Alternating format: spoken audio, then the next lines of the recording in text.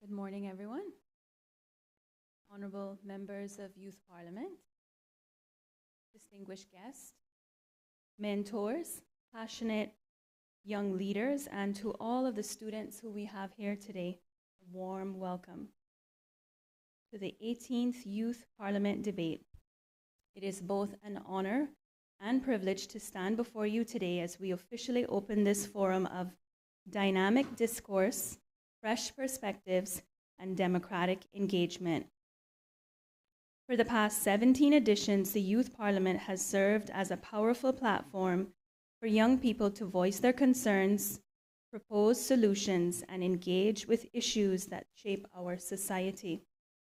Today, we continue that proud tradition, reinforcing the fundamental principles of democracy, representation, participation, and accountability. This year's Youth Parliament comes at a time when the role of young people in governance and policymaking is more crucial than ever before. Across the world, youth-led movements are demanding action on climate change, education reform, employment opportunities, and social justice. You are not just leaders of tomorrow, you are the change makers of today. The debates and discussions you hold here today have the potential to influence real policies and inspire meaningful change. These are issues that members of Parliament are conscious of, as well as the youth, namely, just briefly mention the motions. Motion number 1, a multifaceted approach to reducing the cost of living and ensuring economic relief for Caymanians. And motion number 2, the implementation of a sex offender registry and enhanced victim protection measures. The importance of the youth lending their voices to these pressing issues will indicate to the Parliament that these are indeed important issues to be considered. I encourage each of you to use this platform today wisely. Debate with passion, but also with respect. Challenge ideas, but also be open to learning. The strength of a democracy lies not in uniformity, but in the diversity of thought and the willingness to find a common ground. I extend my deepest appreciation to our organizing team, mentors, and supporters who have worked tirelessly to make this event possible. Your dedication to youth empowerment is invaluable, and it is because of your efforts that we can continue to foster this culture of civic engagement. As we commence this 18th Youth Parliament debate, let us remember that every voice matters. Every idea shared today could be the catalyst for a better future. I will share a short quote from the Right Honourable Patricia Scotland, KC, the Commonwealth Secretary General, who shared remarks today in England at the Commonwealth Day ceremony, and I quote, "It is in the Commonwealth that we see the power of innovation led so often by young people whose determination and creativity are reshaping the world before our eyes. And it is in the Commonwealth that we are reminded, perhaps more than anywhere else, that while the forces of division may be strong, the bonds of unity are stronger still." End quote. With that, I declare the 18th Youth Parliament debate officially open. Thank you.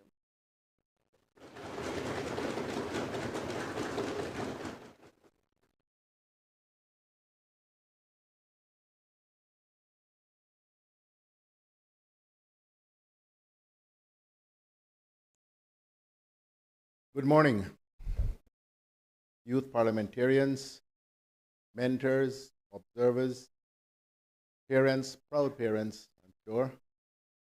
Ladies and gentlemen, it is my honor as the immediate past speaker of this honorable parliament to welcome you all here this morning and to thank you for the hard work youth parliamentarians and your mentors and counselors and guides for the tremendous amount of work that you have done in preparation for today. As I sat there, I reflected on how much the world, but in particular Cayman, has changed since I was your age. It's so incredible that sometimes I wonder if my memories are actually real. They are. But I was born, my generation was born into a world where there were no cell phones. In fact, when I was born, Cayman didn't even have landlines, let alone anything else. Where WhatsApp, Instagram, other social media platforms just did not exist.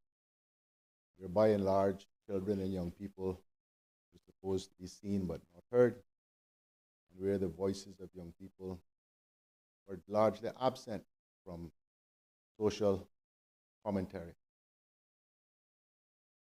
What an absolute transformation has occurred over the course of the last 50 years or so. And it's speeding up more and more all the time. The Cayman I was born into had a population of 8,500 people.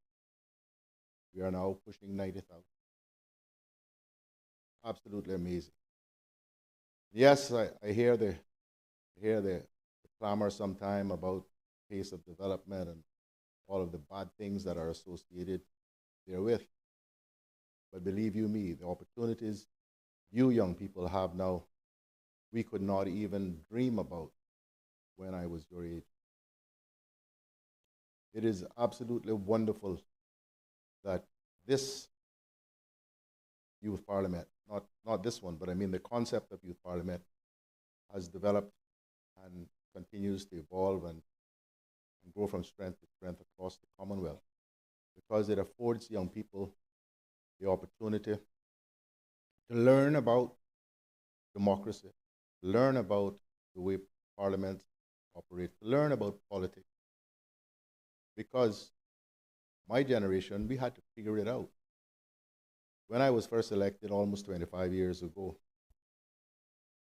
I didn't have the benefit that you all are experiencing, have experienced in training for today's parliament debate. We had to figure it out. And by that, there was no web page we could go to, no Google we could search. You had to figure it out, read the book, and learn by trial and error. So I think certainly in that respect, the world and Cayman is a much better place, because I fully expect that some of you, in time to come, and believe me, as you get older, time moves faster, will be seated in these seats, not as youth parliamentarians, but as members of parliament for respective constituencies across these islands. I know that this has given you a great opportunity for your personal development and hopefully confidence building in your ability to research and then to articulate and debate the issues that you bring to Parliament. Debate is about point and counterpoint. It is not, as many seem to believe, and I mean you young people, about bashing the other guy for their point of view. All points of view matter. All points of view are valid. Doesn't mean that all points of view are right, but that's what debate is. Hopefully, as a result of the debate, those who listen to you and those who make policies will be able to distill from your contribution what is good, what is right, and what is appropriate for the Cayman Islands. So I look forward with great anticipation to hearing some of you debate today. Unfortunately, given the season we're in, even though I'm not standing for election myself, I'm still on the hustings. I won't be able to pay for all of it. but I hope to rejoin you all at the governor's this evening for the reception. Again, thank you all for all the work you've done and your confidence in our ability, that is, of the Parliament here, to be able to sponsor and to produce this event, because it is being recorded and will be rebroadcast. I have the honor now to read the message from the Commonwealth Day message from His Majesty the King Charles III, head of the Commonwealth. The theme of Commonwealth Day this year is Together We Thrive. The King has written as follows. Last October, leaders from across the Commonwealth came together in Samoa to reaffirm their belief in the value of the Commonwealth as a trusted forum where diverse voices of our member states, the large and the small, the young and the old, come together as one family. These gatherings are important for helping all Commonwealth nations to tackle the challenges of the day, yet they also play another vital role. In these uncertain times, where it is all too easy to believe that our differences are problems instead of a source of strength and an opportunity for learning, the Commonwealth's remarkable collection of nations and peoples come together in the spirit of support and, crucially, friendship. This year, the world reflects on the 80th anniversary of the end of World War II. More than 1.5 million men and women who served during the war came from across the Commonwealth to support the United Kingdom and its allies. On this special anniversary, we remember with particular pride and everlasting gratitude the untold sacrifice and selflessness of so many from around our family of nations who gave their lives in that dreadful conflict. The Commonwealth's ability to bring together people from all over the world has stood the test of time and remains as ever important today. Leaders recently reiterated the importance of collaboration for peace and human rights, as well as for the restoration of nature, both on land and in the oceans. As we mark this Commonwealth Day together, there is no more important task than to restore the disrupted harmony of our entire planet. For the sake of our younger generations' threatened future, I can only hope that the Commonwealth will continue its vital work to restore that harmony.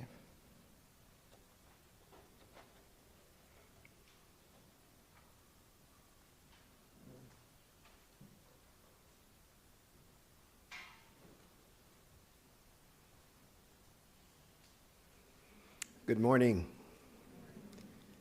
Sir Alan McLaughlin, colleagues, parents, grandparents, special guests, and most of all, the youth parliamentarians. I am looking around the room and I'm thinking back to October when I came to speak to you all.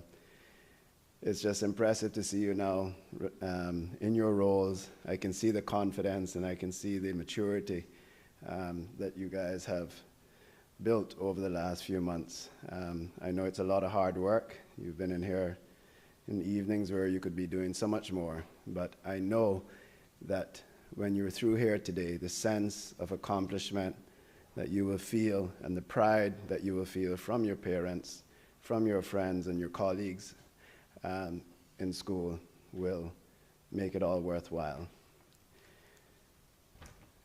I'm honored to address our distinguished youth parliamentarians and esteemed guests at this 18th Youth Parliament. As I look around the chamber, I don't just see leaders of tomorrow. I see young Caymanians making a difference today. I bring in with you fresh ideas, energy, and passion for the future of our islands. It is fitting that we gather on Commonwealth Day under this theme, Together We Thrive. While we focus today on our own parliamentary traditions, the theme reminds us that the values you demonstrate here, collaboration, mutual respect, and dedication for the common good, are shared across the Commonwealth families of nations. The topics you have chosen for debate demonstrates remarkable maturity and awareness of the pressing issues facing our islands and the world. Addressing the cost of living and implementing stronger protections for victims of sexual offenses are complex challenges that require thoughtful, nuanced approaches. They directly impact Caymanian families and individuals across our 3 islands. In my almost 12 years of serving these islands here in this Parliament, I've witnessed how policies crafted in this chamber ripples through our community. The best solutions have always emerged when we bring diverse perspectives to the table, when we listen as much as we speak, when we consider not just immediate outcomes, but long-term impacts. This is why your participation today matters so deeply. You bring fresh ideas to persistent challenges. You question assumptions that many established parliamentarians might take for granted. The future of these islands will be shaped by your ideas, your values, and your commitment to service. Effective governance isn't about having all the answers. It's about asking the right questions and having the courage to pursue solutions even when the path forward isn't clear. The parliamentary system works best when it includes voices from across our community, especially those who will live longest with the consequences of today's decisions. I've always believed that Cayman's greatest resource isn't our financial services. It isn't our beautiful beaches or even our strategic location. It is our people.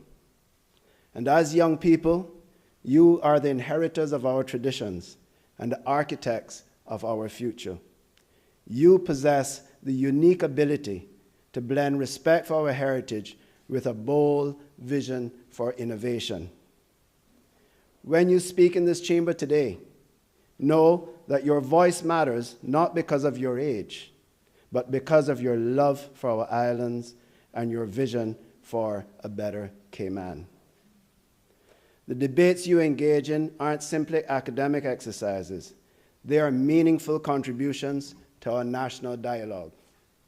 And so I hope this experience inspires some of you to consider public service in the future. However, even if you choose other paths, the critical thinking, ethical reasoning, and civic engagement you practice today will serve you and our islands well in the future. The future of Cayman belongs to you, and judging by what I see before me and engaging with you in the past, that future is in extraordinarily capable hands. I look forward to being challenged and inspired by all of your debates today.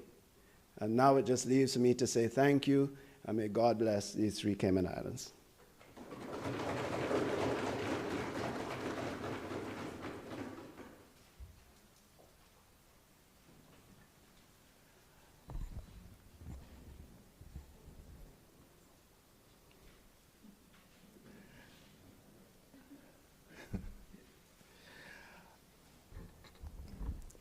I think the speaker was a little anxious to get up here. I wish to offer apologies for the absence of the Honorable Premier, who despite her best wishes and efforts was unable to attend this morning.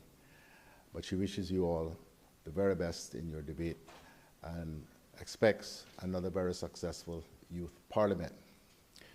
So with that, I bring the opening ceremony of this 18th Youth Parliament to a close, and again wish you all well. Let the debates begin.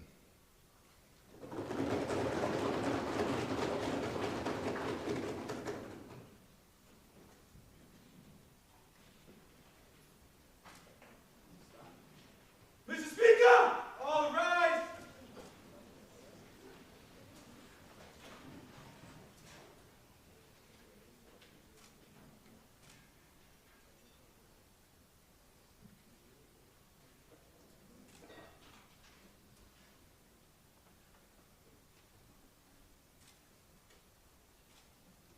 This Honourable 18th Youth Parliament is now in session. I will now ask the Honourable Premier to say prayers.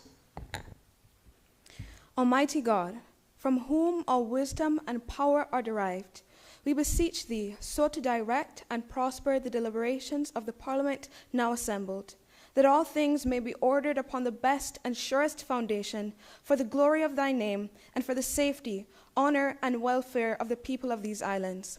Bless our sovereign, King Charles III, William, Prince of Wales, and all the royal family.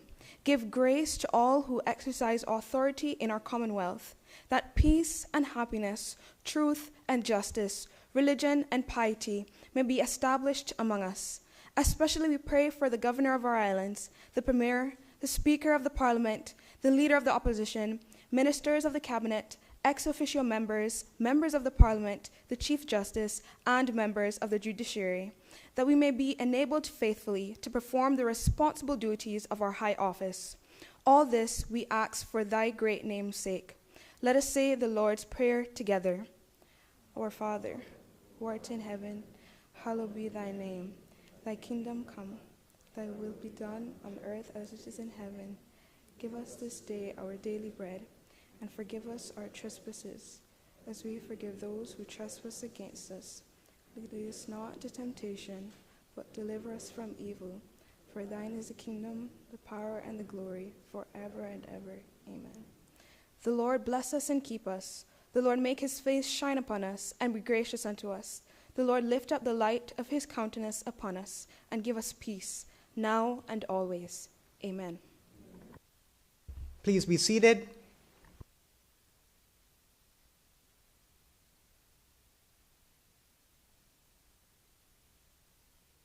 Reading of messages and announcements by the Speaker.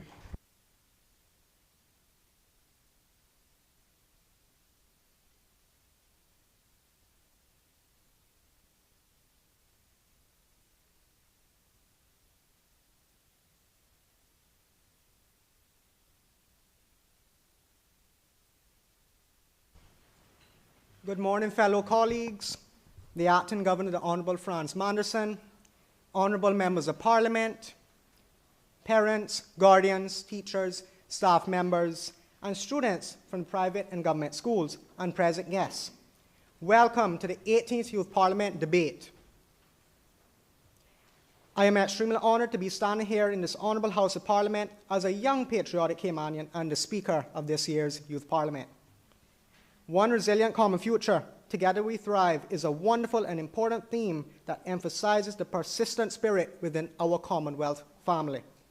This theme is being distinguished by 56 independent countries of the Commonwealth that are linked by common cultures that are enshrined in the Commonwealth Chapter.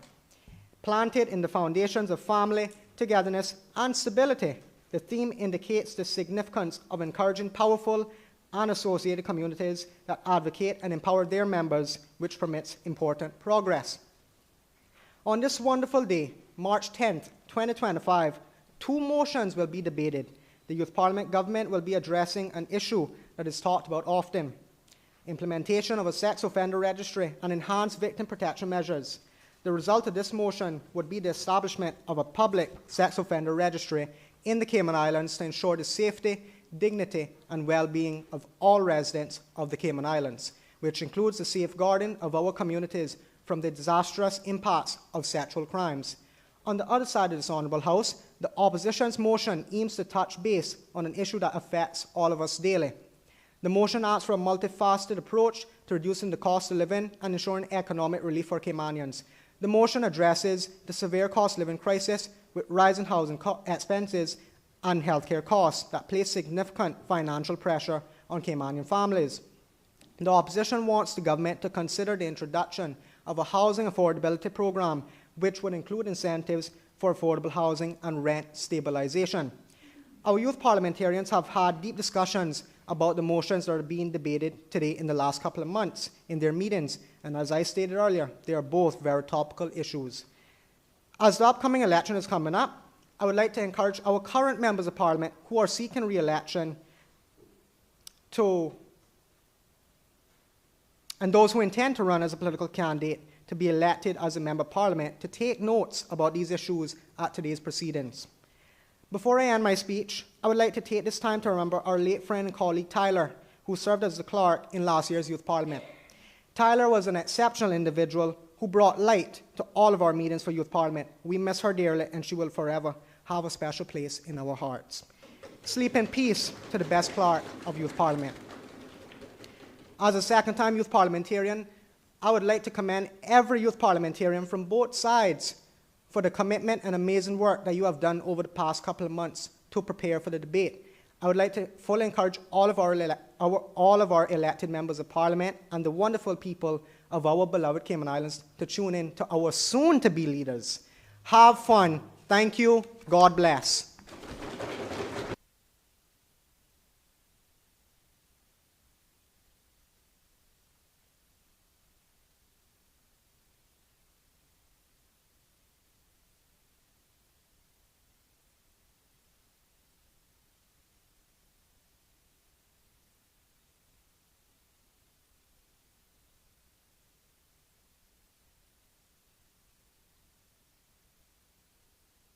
I recognize the Honourable Leader of the Opposition. Thank you, Mr. Speaker. I beg to move a motion to suspend Standing Order 4912 to allow members to read their speeches. The question is that Standing Order 4912 be suspended to enable members to read their speeches. All those in favour, please say aye. Aye. Those against, no. The ayes have it. Standing Order 4912 is hereby suspended.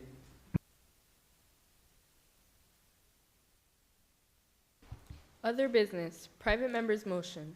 Private members' motion number 1 of 2025. A multifaceted approach to reducing the cost of living and ensuring economic relief for Caymanians. To be moved by the Leader of Opposition, the elected member for Borden Town Central. I recognize the Honourable Leader of the Opposition. Thank you, Mr. Speaker. I beg to move private members' motion number 1 of 2025. A multifaceted approach to reducing the cost of living and ensuring economic relief for Caymanians, which reads as follows. Whereas the Cayman Islands faces a severe cost of living crisis, with rising housing costs and healthcare expenses placing significant financial pressure on Caymanian families, and whereas data indicates that food, rent, and healthcare costs have increased significantly over the past 5 years, and whereas the current housing market is increasingly inaccessible to young Caymanians and families due to the skyrocketing rental and purchase prices, be it resolved that this Honourable Youth Parliament government considers the introduction of a housing affordability program, including incentives for affordable housing and rent stabilization. Be it further resolved that this Honourable Youth Parliament government considers amending the necessary legislation to allow the Health Insurance Commission to regulate supplemental health insurance coverages. Be it further resolved that this Honourable Youth Parliament government considers implementing a Consumer Oversight Committee to monitor essential goods pricing and ensure savings reach consumers. The motion has been duly moved and seconded. Is there a seconder to the motion? I recognize the elected member for Georgetown West. Mr. Speaker, I beg to second private member's motion number 1 of 2025. The motion has been duly moved and seconded. Does the mover wish to speak to the motion? Yes, Mr. Speaker.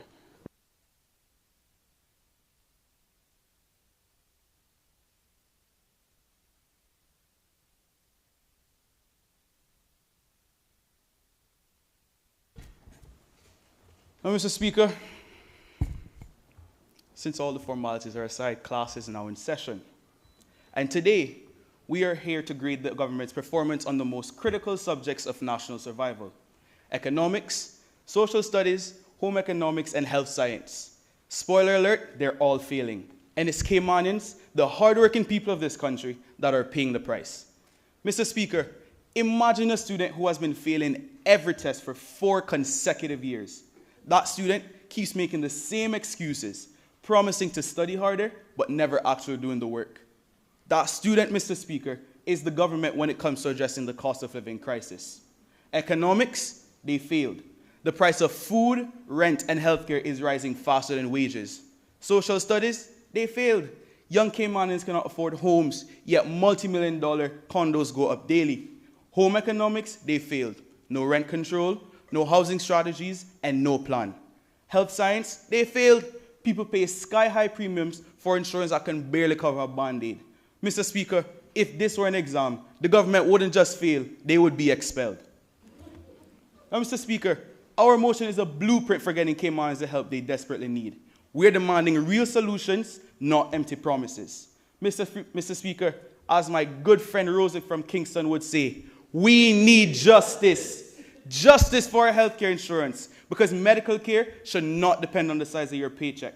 We, the opposition, propose regulating supplemental health contracts so the insurance companies cannot price gouge our people.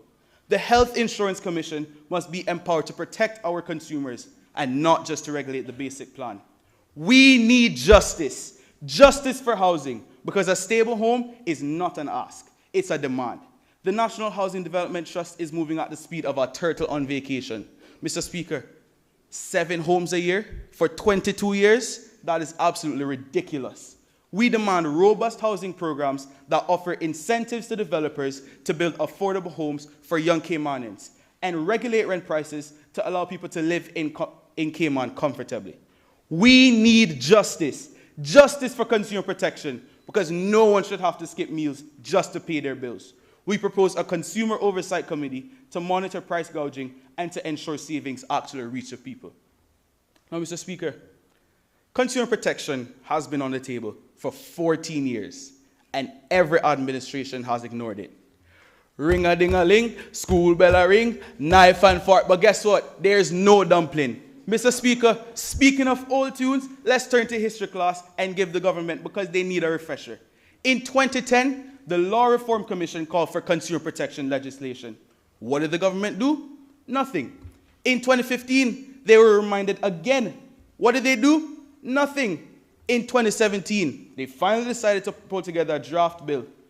But in 2018, businesses whined about it being anti-Caymanian and anti-business.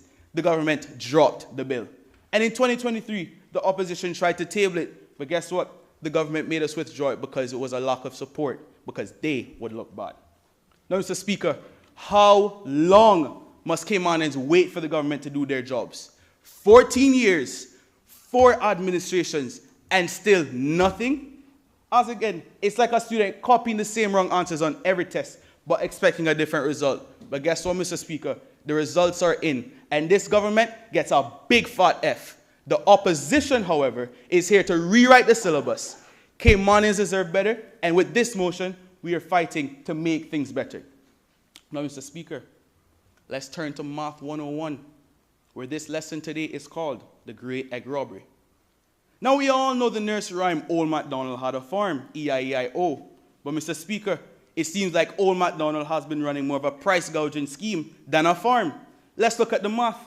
In 2021, a dozen of eggs cost $3.89. Mr. Speaker, how much do you think it costs today? It costs $10.89. That's a 180% increase in just 3 years. Mr. Speaker, I want to know what kind of chicken laying these eggs, because it must be a golden goose. And let me break this down even further. The minimum wage is still $6 an hour. That means Caymanians working a regular 40-hour work week makes $240 before deduction. And if they want to buy 4 dozen eggs, they'd have to work 5 hours just to afford it. And don't think about feeding them stray chickens you see on the road and make it follow you home, because that's another $500,000 fine imposed by this administration. Who can afford that with a $6 an hour wage, Mr. Speaker? But, Mr. Speaker, you want to be honest? Maybe we shouldn't. Remember, your time is up. Mr. Speaker, I'm the mover of the motion. Don't I have 7 minutes? My apologies. Yes. Okay, that's fine. No, Mr. Speaker. Mr. Speaker, maybe we shouldn't be expecting so much help from Old MacDonald's farm, because the deputy premier himself is a MacDonald. And under his government, Caymanians aren't singing E-I-E-I-O. They are singing E-I-E-I-O, no, we cannot afford to live. This is not just inflation, Mr. Speaker. This is exploitation. Now, Mr. Speaker, as I close, I implore the Premier and the Deputy Premier to encourage the government to listen closer to our proposal and to not play politics. We are the voice of the people, and the cries cannot be ignored any longer. For too long have we allowed politics to get in the way of making sound decisions that affect our Caymanian people. It's time we amend the necessary legislation and offer our Caymanians a better chance in their own country. Thank you, Mr. Speaker. Does any other member wish to speak? I recognize the Honourable Premier.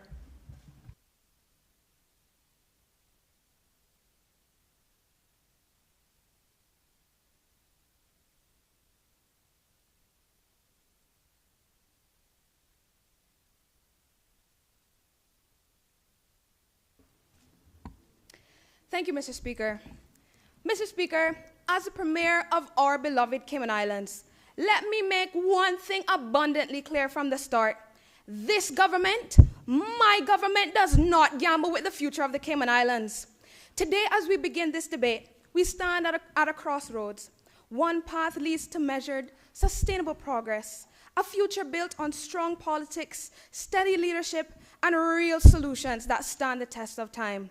The other, or as we call it, the opposition motion, a dangerous shortcut paved with reactionary politics, half-baked ideas, and economic pitfalls disguised as relief. Mr. Speaker, jump out the frying pan and straight into the fire is seemingly what the opposition is planning to do through the implementation of this motion.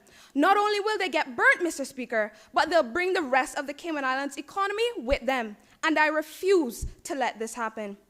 Mr. Speaker, while the motion seeks to address economic challenges plaguing our islands, it attempts to do too much, too fast, without a clear and sustainable roadmap. Has the opposition ever heard the phrase, haste makes waste? Or were they too busy trying to add one more thing to this long-winded motion? Mr. Speaker, this is what the opposition has done. Packed housing affordability, rent stabilization, health insurance, and consumer protection into one single motion.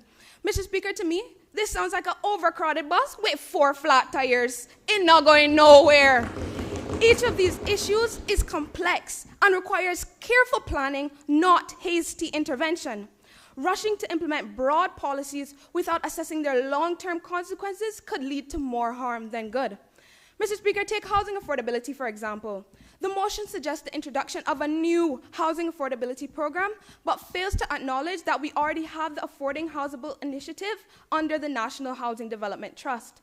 Furthermore, the government is actively working to reintroduce the Government Guaranteed Home Assistance Mortgage GGHAM program and increase the minimum wage threshold for the AHI program to align with inflation. So I must ask, what exactly is the opposition trying to fix? Are they trying to duplicate existing programs for the sake of appearances? Or worse, are they trying to rip apart a system that is already being strengthened? Now, Mr. Speaker, let us talk about this suggested rent stabilization. It sounds nice, doesn't it? Stabilization. But without clarity on what this stabilization means, we risk creating more problems than solutions. Mr. Speaker, we've heard the opposition's grand idea, but I have a grander question. Who is going to regulate all this stabilization? And what will the suggested stabilization include? Is it the case that if I decide to purchase a 2-bedroom house in East End, I'll have to pay the same price for a house of a similar size and model on 7 Mile Beach? Will the rent be stabilized for the shot that Mr. John is selling on EK Trade? Will it be stabilized for the porta potty being sold in West Bay? Mr. Speaker, it seems as though the opposition aims to clog up the system, leading to even more congestion. But have no fear, because Vix Vapor Rub, aka the government, is here.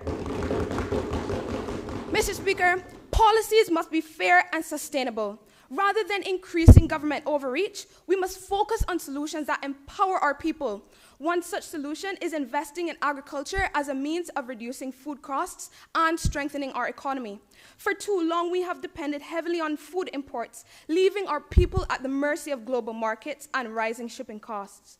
The government is already working to provide more incentives for local farmers, expand access to farmland, and encourage Caymanians to engage in small-scale farming. If we increase local food production, I recognize the Deputy Leader of the Opposition. Point of order, evidence. Can we see the evidence out there? yes, I have evidence.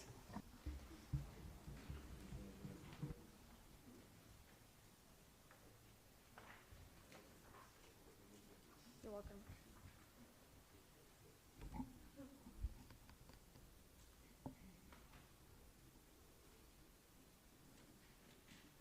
You gave me that one.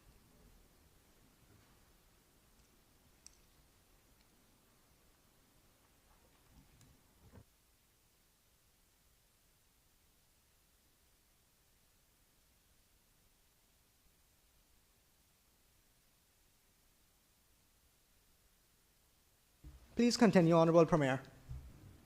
Thank you, Mr. Speaker. Mr. Speaker, let me be clear. We all want the same thing. Well, at least the government does. Relief for Caymanians struggling under the weight of high costs. Therefore, instead of overwhelming our system with new programs and excessive regulation, we should be refining and strengthening initiatives already in place, investing in self-sufficiency through agriculture, and ensuring that economic growth benefits all Caymanians. Mr. Speaker, I'll end with this.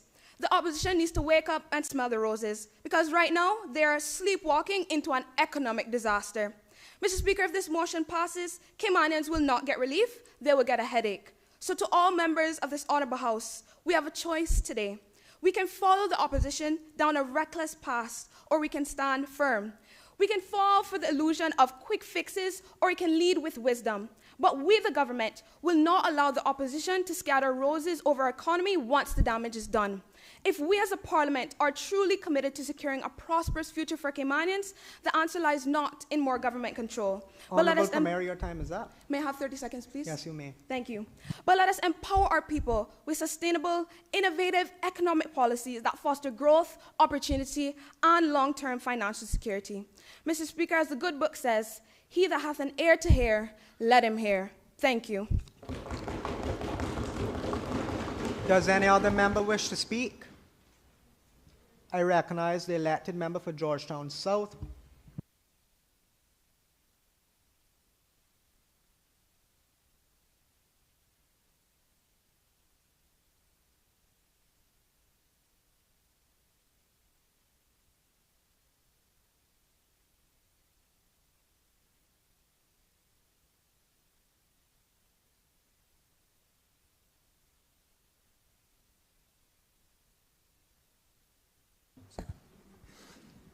Thank you, Mr. Speaker. Mr. Speaker, imagine you wake up one morning feeling weak, struggling to breathe. You rush to the hospital only to be told, we need your insurance details first. Your heart is pounding, not from illness, but the fear of whether you can afford to be treated. Mr. Speaker, is this really what healthcare in the island has come to? Money over medicine? Imagine if you came to the hospital being told you need a CT scan, an X-ray, and one bag of tests. That will leave your wallets gasping for air. Boy, that's how most Caymanians feel when they see these medical bills rolling in. And who is to blame? The government, who set up this broken system, putting profit over people, insurance over individuals, and leaving... I recognize the Honourable Premier. Mr. Speaker, point of order, misleading the House. It is not a fact that once you go to the hospital, they will deny you care based on whether or not you have insurance. It is actually mandated that all hospitals permit care or disseminate care to an individual if they come to the hospital. So I'd like the honourable member to retract his statement because he is misleading the House. Thank you. Honourable member, can you please retract your statement? Elected member. Mr. Speaker, I will not retract my statement because according to the Health Insurance Act, healthcare is required. Health insurance is required. Therefore... Recognize the Honourable Premier. Mr. Speaker, point of order again. He sounds like he is confused because he said that according to the Health Insurance Act, health care is required. So if it is required, how are healthcare institutions refusing people? Please retract your statement. You are misleading the House. Please retract your statement. I still will not retract my statement because according to personal experience, Mr. Speaker, I have gone to the hospital and have been denied health care. I have been denied services because the doctors are out of network. Please move on with your speech. Thank you. Let's be real, Mr. Speaker. Navigating health insurance feels like trying to swim through rough waters with no life jacket. The government claims to regulate the system, but the truth is that they are the very ones who allow the insurance companies to keep ripping us off. That is why we are here, to fight for the people, demand accountability, and to ensure our Caymanians get the health care that they deserve. The standard health insurance contract proposed by Cynical sounds good on paper, Mr. Speaker, but quite frankly, it's a joke. It's giving, bare minimum, covering basic medical expenses. By this law, employees are required to provide this coverage for their employers and contribute at least 50% of the premium costs. The SHIC covers up to CI $100,000 in major medical expenses per year with a lifetime maximum of $1 million. Now let's say I could only live for 70 years. $1 million for 70 years, Mr. Speaker? It gives the bare minimum, covering up to $100,000 per year, yet one major illness can wipe it out in a matter of months. And after that, what happens, Mr. Speaker? You are on your own. The Caymanian is on their own. The government will tell you, well, that's the system. But, Mr. Speaker, who designed the system? Who maintains it? The very people sitting in their chairs right across from me, making the decisions that affect our lives. I recognize the Honourable Premier. Mr. Speaker, point of order once again, misleading the House. I am on the same point. He is saying that we are going to refuse care if persons come to the hospital and they do not have health insurance, which that is frankly not true. And if this is all his speech is about, I'd like him to retract all of it. Thank you, Mr. Speaker. Elected member, please retract your statement and move on Mr. with Speaker, your speech. I believe before I have stated that I have personal experience. Therefore, I have already given you the evidence required for that statement. You cannot repeat that statement again. But, Mr. Speaker, this is not all my speech is about. So, may I please continue? Thank you. The Health Insurance Act requires every resident to have insurance. But what happens when people who are uninsured are outright denied coverage? The government will tell you that they'll help cover some costs if they consider you indigent. But for everyone else, pay up or suffer. Mr. Speaker, this is madness. As a Caymanian, is my healthcare not important? If I need a life-saving procedure, our state-of-the-art machines in the government hospital simply cannot do it. I have to go somewhere else and pay out of my pocket if it's too costly. Yet the government will say, we benefit off of medical tourism after we paid millions for medical infrastructure that still doesn't cover our needs. Mr. Speaker, where is the sense in that? Mr. Speaker, we must make an amendment to the Health Insurance Act. We must first broaden the definitions under Section 2 to have a supplemental health insurance contract and supplemental premium that covers any additional cost within a person's plan. As a result of this, we must then add a section in relation to supplemental health insurance. Mr. Speaker, by doing this, then the government can legally provide regulations to insurance companies without facing any backlash, therefore empowering the Health Insurance Commission and our people. Mr. Speaker, can we talk about the political and economic state of the world right now? Caymanians are suffering. Caymanians are being forced to choose between their health and their bank accounts. Medical costs keep rising while the government sit back and do nothing. They could fix the system, but they don't because they're not one of the many people suffering. They don't worry about medical bills. It's the everyday Caymanian that has to struggle. But that is what we, the opposition, are fighting to change. Mr. Speaker, it's time for action. We need fair pricing for medical services.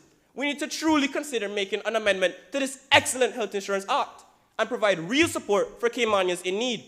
No more lining the pockets of insurance companies while our people suffer. We must demand accountability. We must demand reform. We must demand healthcare that serves our people, not the government's precious pockets.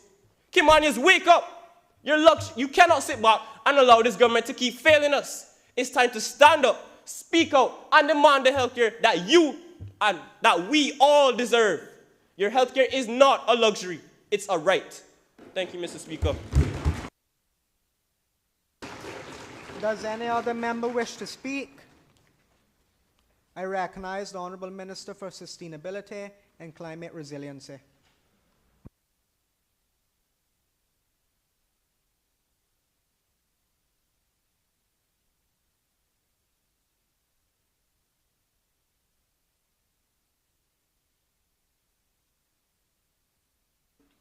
Thank you, Mr. Speaker. Today, I speak not just to this House, but to the people of this country. I wish, matter of fact, I need to address an issue that weighs heavily on the hearts and souls of many Caymanians, the cost of living crisis. Because that is just what it is, Mr. Speaker. a crisis, not a simple problem, but a complex reality faced by many Caymanians in our country.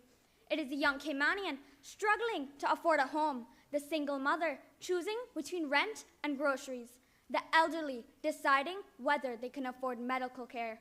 It is a crisis, Mr. Speaker, a crisis that demands thoughtful solutions. The opposition claims that they have the answer, but Mr. Speaker, their motion is not a solution. It is a short-term fix that will only cause long-term damage. If we want to preserve a forest, we do not cut down all the trees for quick lumber without thinking of replanting.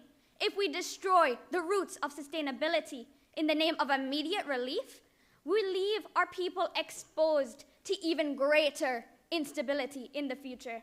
That is exactly what the opposition is proposing. Interventions that might seem helpful at first, but will only erode the foundations of affordability over time. Their motion is not just about rent control. It calls for aggressive government intervention in housing, health insurance, and consumer prices. But at what cost, Mr. Speaker? A plan without balance, without sustainability, without foresight.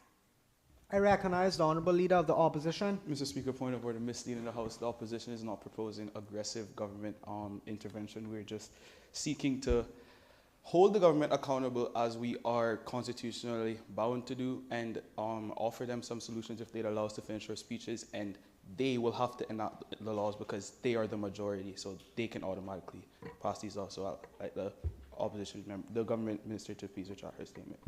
Honourable Minister, can you please retract your statement and continue with your speech? Thank you. Thank you, Mr. Speaker. I will retract my statement if necessary. However, I would like to note that it is my right to have an opinion, and their motion, it literally implies that it is an aggressive government intervention that they are stating in their motion.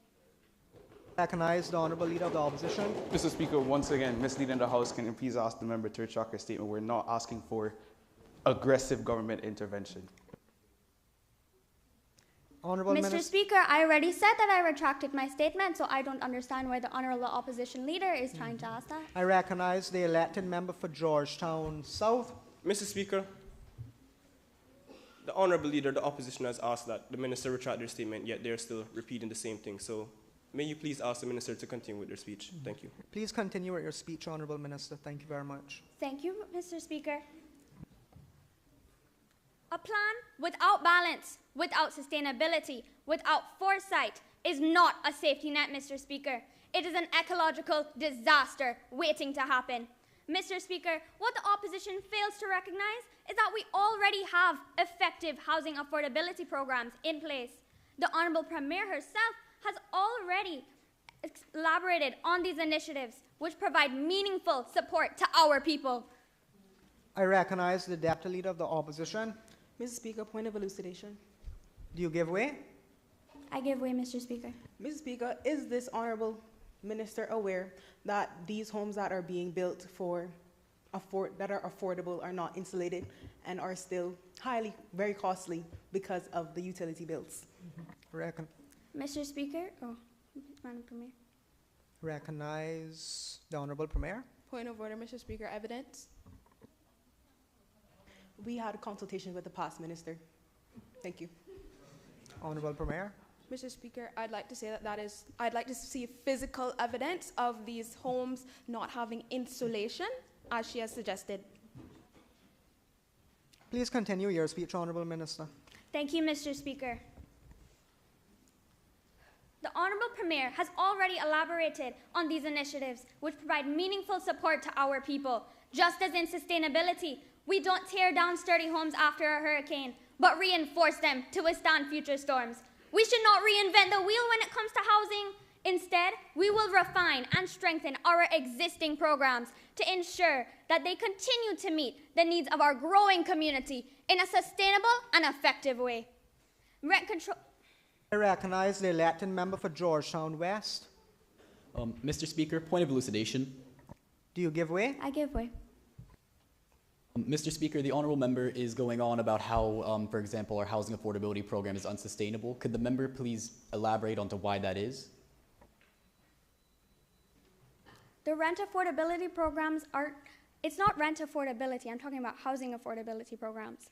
And it's not that they're unsustainable in the moment. My Honorable Premier has already elaborated on these initiatives that we are actively improving on to help our Caymanians.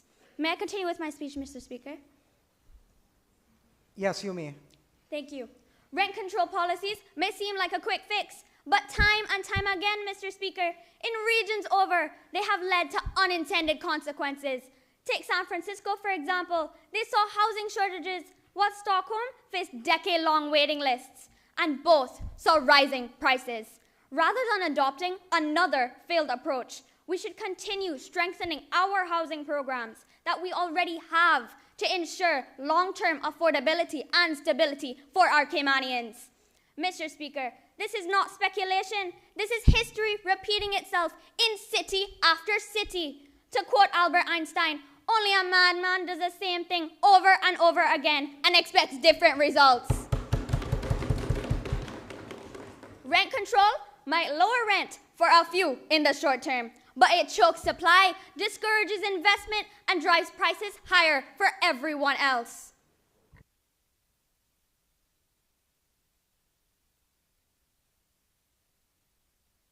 Recognize the Honourable Leader of the Opposition. Mr. Speaker, there's a point of order evidence. Does this member have evidence to support the claim of it bringing up prices? Yes, I do. I have evidence, Mr. Speaker. Would you like to see? May I get a copy this time, Mr. Speaker? Because the Yes, last you time we may. didn't get copies.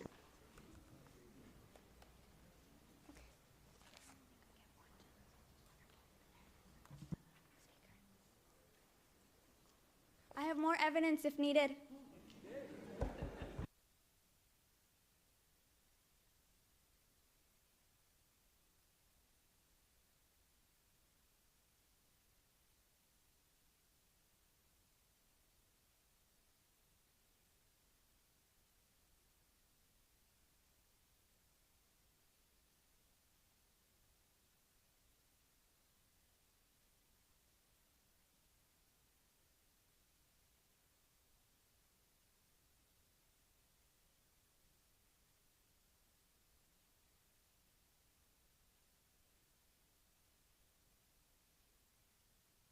Please continue.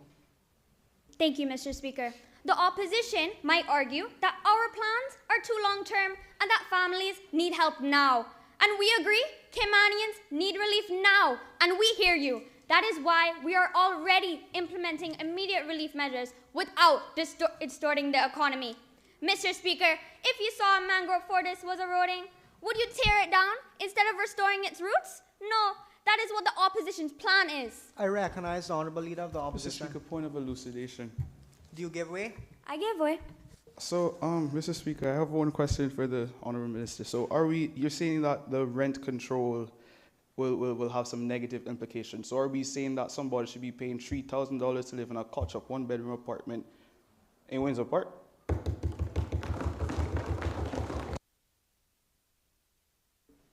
I am not saying that, Mr. Speaker. All I'm saying is that if we implement in strict rent control policies, they will have severe negative effects on our economy. I have stated several examples of other countries that have already implemented these rent control policies, and it has negatively affected them. We cannot let this happen to our Caymanian people. Thank you, Mr. Speaker. May I continue with my speech? Thank you. That is what the opposition's plan is, a crisis disguised as a cure. The opposition is essentially asking us to demolish a house that already has a strong foundation, claiming that they can build a better one without plans, without proper materials, without knowing if it will even stand. The sad truth is that their plan is not a construction project, Mr. Speaker. It is a wrecking ball. That is not governance, Mr. Speaker. That is recklessness.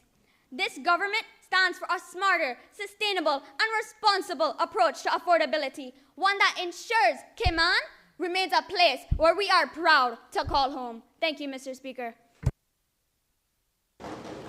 Does any other member wish to speak? I recognize the elected member for Westby West.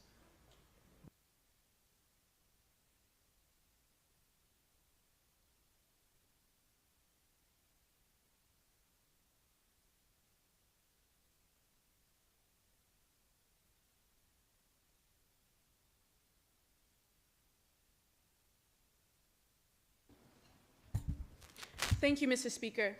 Today, we address an issue that is fundamental to the well-being of every person in the Cayman Islands, healthcare. As members of the opposition, we strongly believe that the need for greater transparency in medical pricing, protection from surprise medical bills, and the regulation of drug prices is urgent. These aren't just issues of financial fairness. They are critical to ensuring that our healthcare system truly serves the needs of the people. Mr. Speaker, imagine waking up one morning feeling unwell and going to your doctor for a routine checkup. But instead of focusing on your recovery, your biggest concern becomes, how much is this going to cost me? Will my insurance cover it? Will I be left drowning in debt? This is not a hypothetical, Mr. Speaker. This is the reality for Caymanians. The question is, what has the government done about it? The answer, not enough.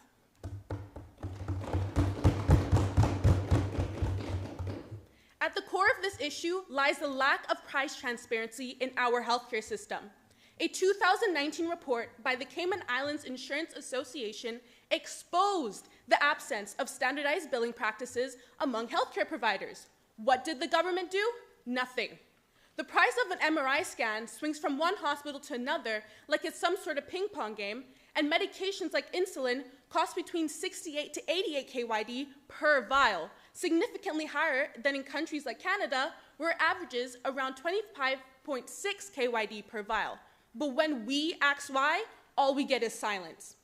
Mr. Speaker, Caymanians are not ATM machines for insurance companies and medical providers to drain at will. They are people who deserve fair and predictable healthcare costs. How can it be that you go into surgery expecting one price, only to be hit with a bill that makes your jaw drop? That's not just unfair, it's unacceptable. And let's talk about surprise medical bills. People trust their insurance to cover them, but instead, they're left battling hidden fees. Imagine a patient goes in for a procedure, and later, boom, a fat bill lands on their lap because, surprise, surprise, one of the doctors was out of network. Mr. Speaker, if a patient is unconscious on an operating table, do they have time to check if their anesthesiologist is in network? I don't think so. The government had a chance to fix this.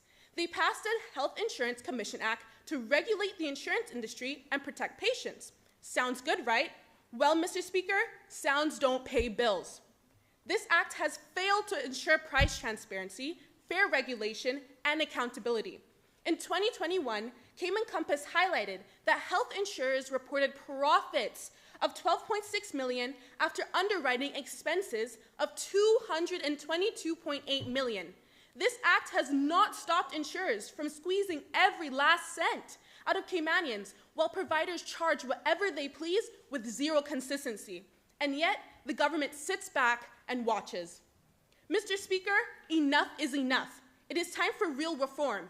We need a national health insurance policy, one that prioritizes Caymanians over corporate profits. This policy would not only control costs, but also ensure every single Caymanian has access to healthcare without fear. It would establish fair pricing and surprise billing and make essential medications like insulin affordable. Why should insulin cost more here than in Canada or the UK? Why should a simple scan break the bank? Why should Caymanians suffer while the government turns a blind eye? If this government truly wants to protect Caymanians, then they need to prove it. What kind of protection allows people to be trapped in medical debt? What kind of protection lets patients suffer in uncertainty, wondering if they can afford their next prescription? We need transparency. We need regulation. We need fairness.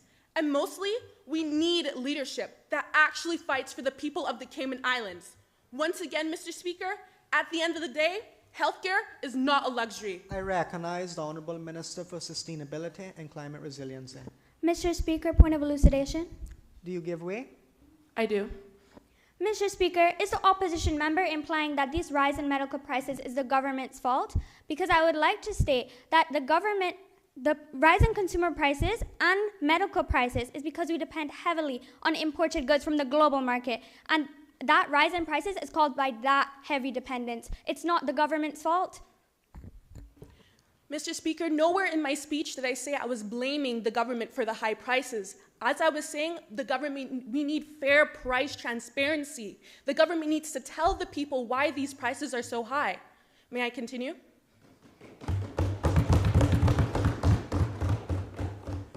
Once again, Mr. Speaker, at the end of the day, healthcare is not a luxury. It is a right.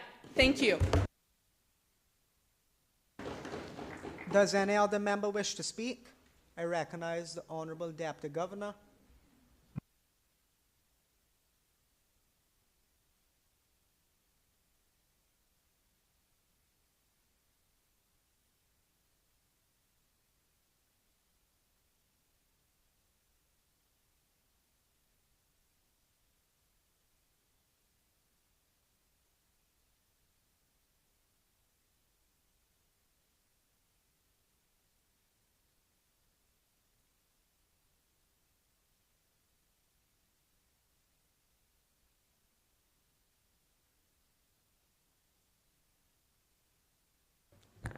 Thank you, Mr. Speaker. Mr. Speaker, as Deputy Governor, I rise today to assess the feasibility of the motion before us, a proposal aimed at addressing the cost of living crisis through a housing affordability program, amendments to health insurance regulations, and a consumer oversight committee.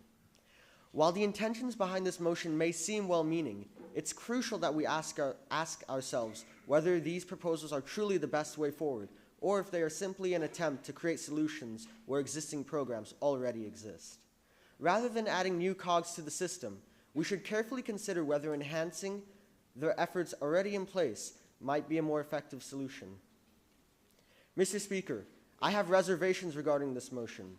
These reservations stem from the fact that our civil servants are already working tirelessly to uphold the existing government programs that tackle the very issues this motion aims to address. While the intention is clear, adding more programs at this stage could risk being counterproductive, overburdening our civil servants and straining the very resources we rely on. Let's take a closer look at each aspect of the resolution and evaluate the policies already in place that are effectively working to resolve these challenges. Mr. Speaker, I recognize the elected member for Northside. Mr. Speaker, point of order, evidence that civil servants are working on a solution. You have evidence? Mr. Speaker, I'm the Deputy Governor, and I know what is going on in my department.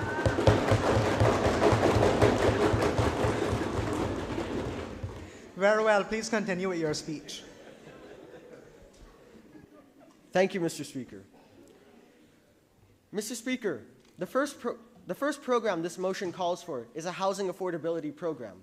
While the housing market remains challenging, we must recognize that the government already operates the National Housing Development Trust, NHDT, which is dedicated to providing affordable housing solutions for Caymanians. This existing initiative is already at... I recognize the Honorable Leader of the Opposition. Mr. Speaker, point of elucidation. Do you give way? Yes, Mr. Speaker. Mr. Speaker, may I ask the Deputy Governor if he remembers in my speech where I mentioned that the National Housing Trust has been building on average 7 homes a year for the past 22 years. Does that seem to be effective?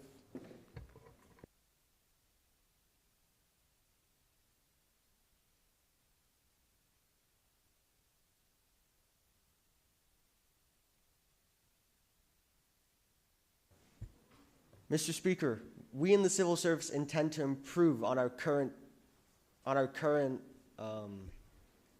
pace. Honorable Leader of the Opposition.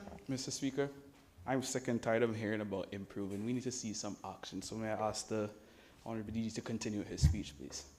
Please continue with your speech, Honorable Deputy Governor. Thank you, Mr. Speaker. This existing initiative is already actively working to address housing accessibility. Introducing another program at this time could risk stretching our civil service resources too thin, rather than strengthening the efforts already in place. If the goal is to introduce incentives for affordable housing and rent stabilization, this could easily be incorporated into the existing NHDT framework. That being said, expanding the NHDT to take on these additional responsibilities would require more civil servants, increased funding, and significant administrative oversight. Without the proper allocation of resources, we run the risk of overburdening the program and reducing its overall effectiveness. Instead of overloading our civil service, we must carefully assess whether enhancing existing initiatives is a smarter and more sustainable approach than adding a new parallel program. Mr. Speaker, The second aspect of this motion calls for the expansion of the Health Insurance Commission's role in regulating supplementary health care. While this may seem like a logical step for better regulation, the real challenge is resource allocation. For this proposal to succeed, the Commission would need significant additional support in staffing, training, and technology. Without these resources, the Commission could face delays and inefficiencies. I recognize the Deputy Leader of the Opposition. Point of elucidation. Do you give way? Yes, Mr. Speaker. Mr. Speaker, is he suggesting that the Caymanians are not worthy of this further resource allocation? Mr. Speaker, I'm not suggesting that. I'm saying that we need that in the civil service. The government gives us the resources, we'll get it done. Please continue with your speech, Honourable Deputy Governor. Thank you, Mr. Speaker. Without these resources, the Commission could face delays and inefficiencies in processing and enforcement. Civil servants in this department are already stretched thin, managing everything from policy oversight to consumer complaints. Expanding the mandate without a proper increase in resources risks diluting the Commission's effectiveness. If we aren't prepared to make the necessary financial investments in staffing and technology, this expansion could end up being counterproductive. Mr. Speaker, the final goal of this resolution is to establish a consumer oversight committee. However, much like the proposed housing affordability program, this committee could risk overlapping with existing efforts. The National Consumer Protection Office already plays a central role in enforcing fair trade practices, monitoring pricing, and ensuring consumer rights are upheld. Instead of creating an additional committee, it would be far more effective to enhance the capacity of this existing office. I recognize the Honourable Leader of the Opposition. Mr. Speaker, point of order, evidence to say that there's a National Consumer Protection Office that regulates or does what we're proposing to do.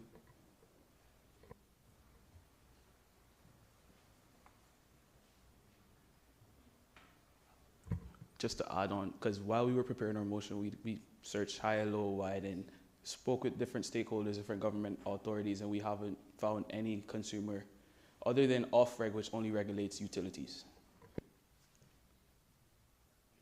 Honourable Deputy Governor, do you have a physical copy of that evidence? And if not, can you please retract your statement and continue with your speech? Mr. Speaker, I will not retract my statement. I know the committees that are Honourable operating Leader of the under Opposition. my authority. Mr. Speaker, as stated, your preparation, we have searched high, low, wide, above, beneath, gone broccoli to Cayman, come back, and we still cannot find a consumer protection office. So I want to be educated if I'm misinformed.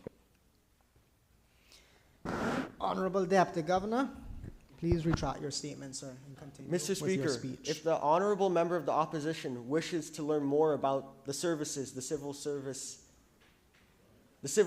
is operating, I he can come to recognize me the after elected this. member for Georgetown South. Mr. Speaker, point of elucidation. Do you give way? No, Mr. Speaker. Continue. Very well, continue, please.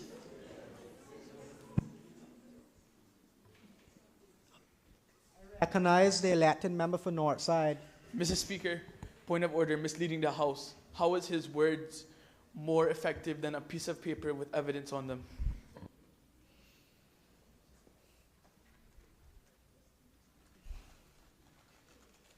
Honourable Deputy Governor. Mr. Speaker, I'm going to continue with my speech. I recognize the elected member for Georgetown South. Point of order. Evidence. Mr. Speaker, I would really like to see evidence rather than the Deputy Governor talking to all of his ministers. Honourable Deputy Governor, Governor, please continue with your speech. We need to move on from here now. Thank you, Mr. Speaker. Mr. Speaker, while the proposals in this motion are undoubtedly well-intentioned and seek to tackle urgent issues, we must be strategic in how we move forward. Our civil servants are already heavily invested in existing programs that address these very challenges. Instead of launching new initiatives that risk overburdening our workforce, we should focus on strengthening and expanding the structures we already have in place. Let's work smarter, not harder. Mr. Speaker, with the right investment and resource allocation, we can build on the progress we've already made without compromising the ability of our civil service to serve the people of the Cayman Islands. Unfortunately, this motion seems to overlook that. pushing for new programs instead of strengthening the structures already in place. Thank you, Mr. Speaker. Does any other member wish to speak? I recognize the elected member for Savannah.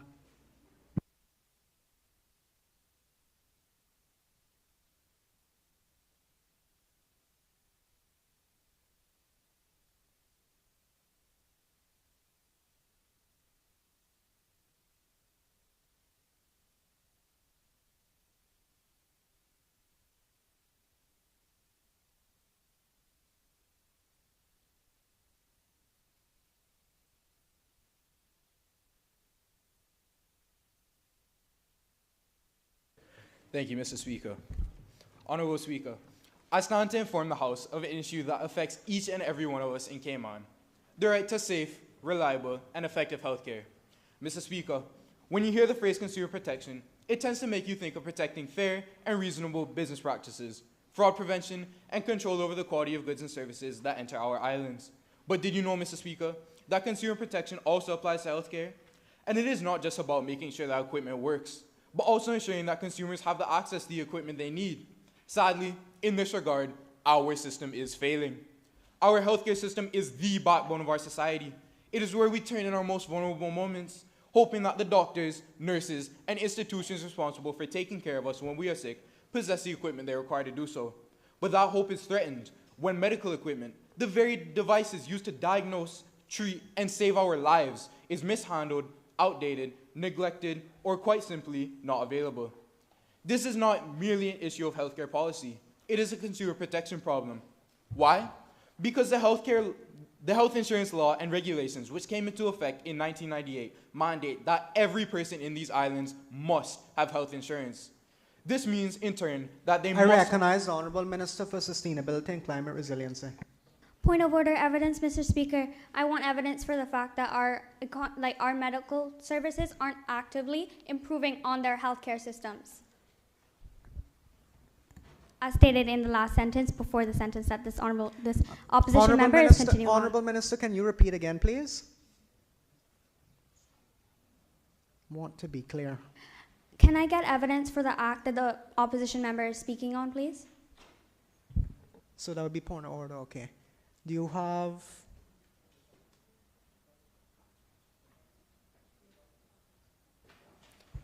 Mr. Speaker, after consulting with the ex-minister, it is what we were told. All right, I also have a physical copy of evidence to be brought up. All right, I'd like to see the physical copy. Thank you very much.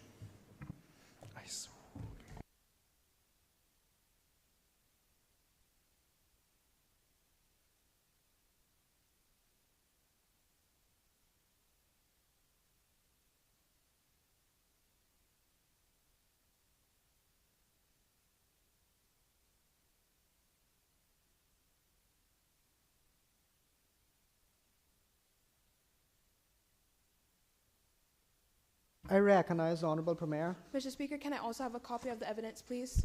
Yes, you may.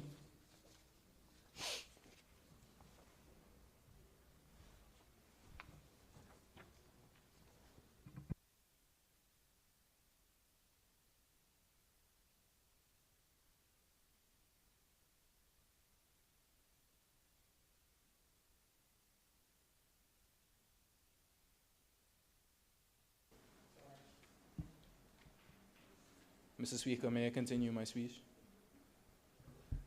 One moment, Honourable Member.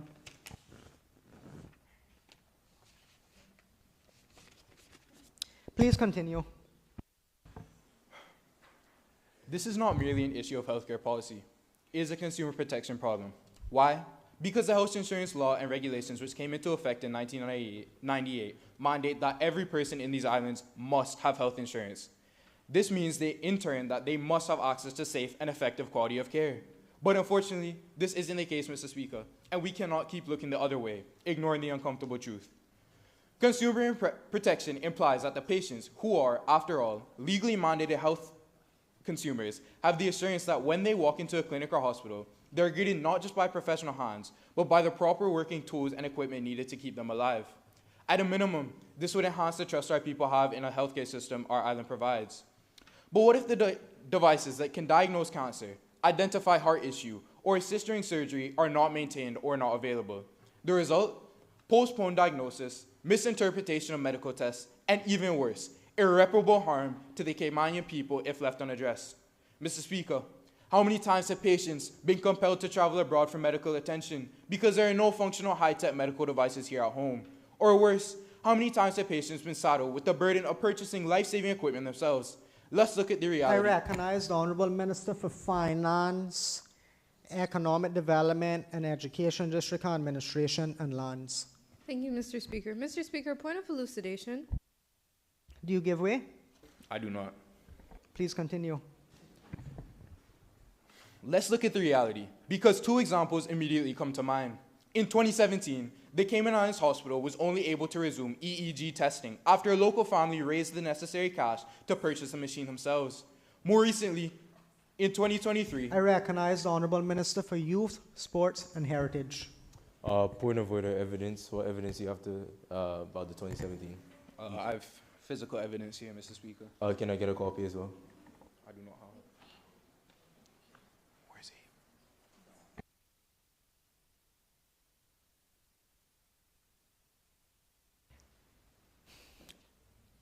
Elected member, please continue. Most recently, in 2023, the same hospital whose platelet agitator had become outdated was fortunate enough to receive a new one courtesy of a local charity. Placing such burdens on families is unacceptable, Mr. Speaker, and is a dereliction of duty on part of the government, who have clearly failed in their responsibility to provide adequate health care for Caymanians. Mr. Speaker, think about a mother having to go all the way to Miami for a routine scan that could have been done here. Think about an elderly patient waiting weeks for a routine diagnostic procedure because the machine is down, or worse, unavailable. This is not the standard of healthcare our island should be expecting or accepting. A doctor can only do so much when the equipment he needs is not available, and a patient's disease will not wait until the equipment manifests. In such instances, we cannot overlook the immense cost to the economy. When the sick are forced overseas for their medical care, they not only use up their resources, but those of our government-sponsored healthcare too. I recognize the Honorable Minister for Youth, Sports and Heritage. I'm sorry, Mr. Speaker, but point of order relevance. What does healthcare equipment have anything to do with health insurance? Please enlighten me, please. Mr. Speaker, if I can continue with my speech, it's explained later on.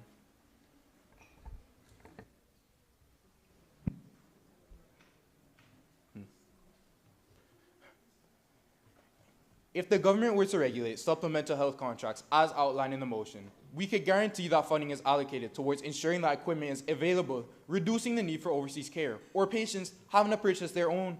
It is about time that we stop looking at healthcare as an after-the-fact solution, to fix only once it gets busted, and to start regarding it as an ahead-of-the-curve duty.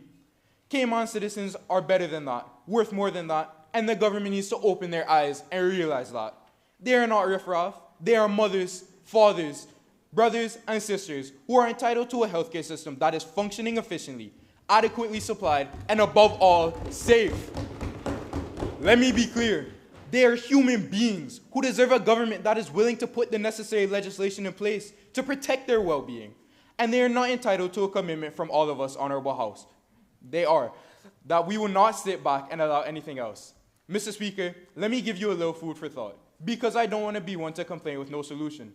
One way I believe that we can ensure better regulation and funding for healthcare is by restructuring our health insurance system as a whole. If the government were to establish two separate insurance plans, one exclusively for Caymanians and another for residents, expats, etc., this would allow for a more effective allocation of funds. A Caymanian-specific Elected member, your time is up. Could I please have another 30 seconds? Yes, you may. A Caymanian-specific plan would ensure that the government resources are directly allocated to meet the needs of local citizens, while a separate plan for residents and expats would allow for a fair distribution of recognize the costs. Honorable Deputy Premier. Point of elucidation, Mr. Speaker. Do you give way? I do not. Please continue.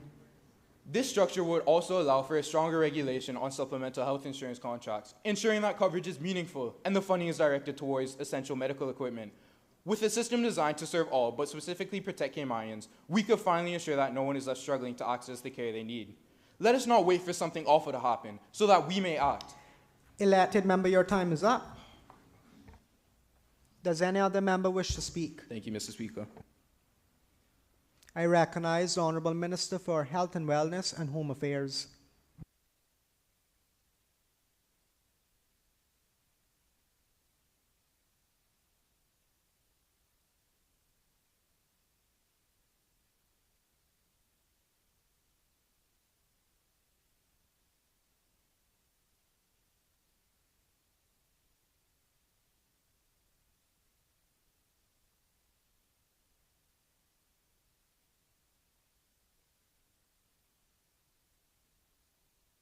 Thank you, Mr. Speaker. Mr. Speaker, I rise to separate real economic relief from the the opposition's empty promises. Mr. Speaker, this motion is all talk but no real action. Before we rush to embrace... I recognize the Honourable Leader of the Opposition. Mr. Speaker, point of order, misleading the House. The opposition is not able to pass the motion, so we really can't do much but tell the government or propose to the government what to do. So we're doing our constitutional right. So please retract your statement about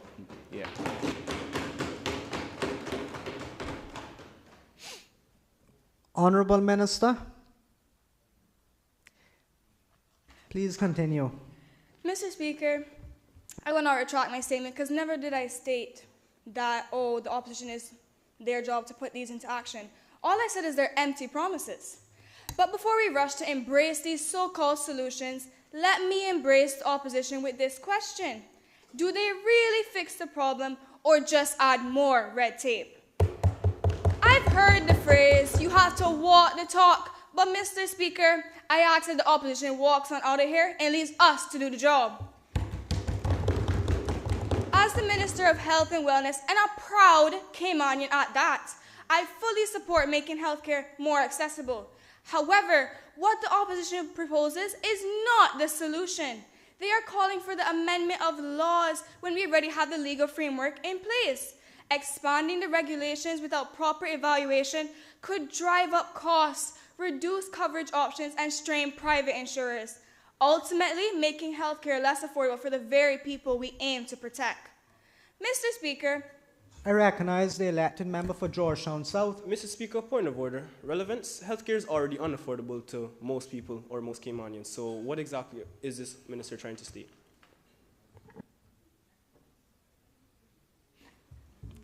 if you read your motion, you would understand. May I continue my speech, Mr. Speaker?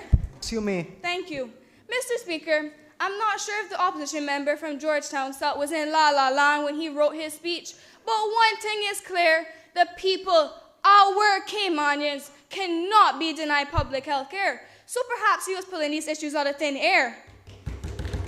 Mr. Speaker, in fact, listening to this debate, one might think the rest of their motion has disappeared entirely, because so far all I've heard is healthcare this, healthcare that. But what about the rest of their motion? Did they forget it, or are they just hoping we didn't notice? I recognize the Honourable Leader of the Opposition. Mr. Speaker, point of order, misleading the House. The three speakers that just spoke on healthcare. The rest of the motion will be covered as in chronological order on the motion, so please retract your statement. Mr. Speaker, I will not retract my statement because, as I said, in fact, listening to this debate, one might think, and I'm entitled to my opinion. I've heard for what I've heard currently. Anyways, Mr. Speaker, the Health Insurance Act already governs insurance providers, and the Health Insurance Commission ensures compliance. The HIC even collects fees from insurers to help cover medical expenses for those in need. This proves that the issue is not a lack of laws, it's about ensuring the system functions effectively. Mr. Speaker, rather than drowning...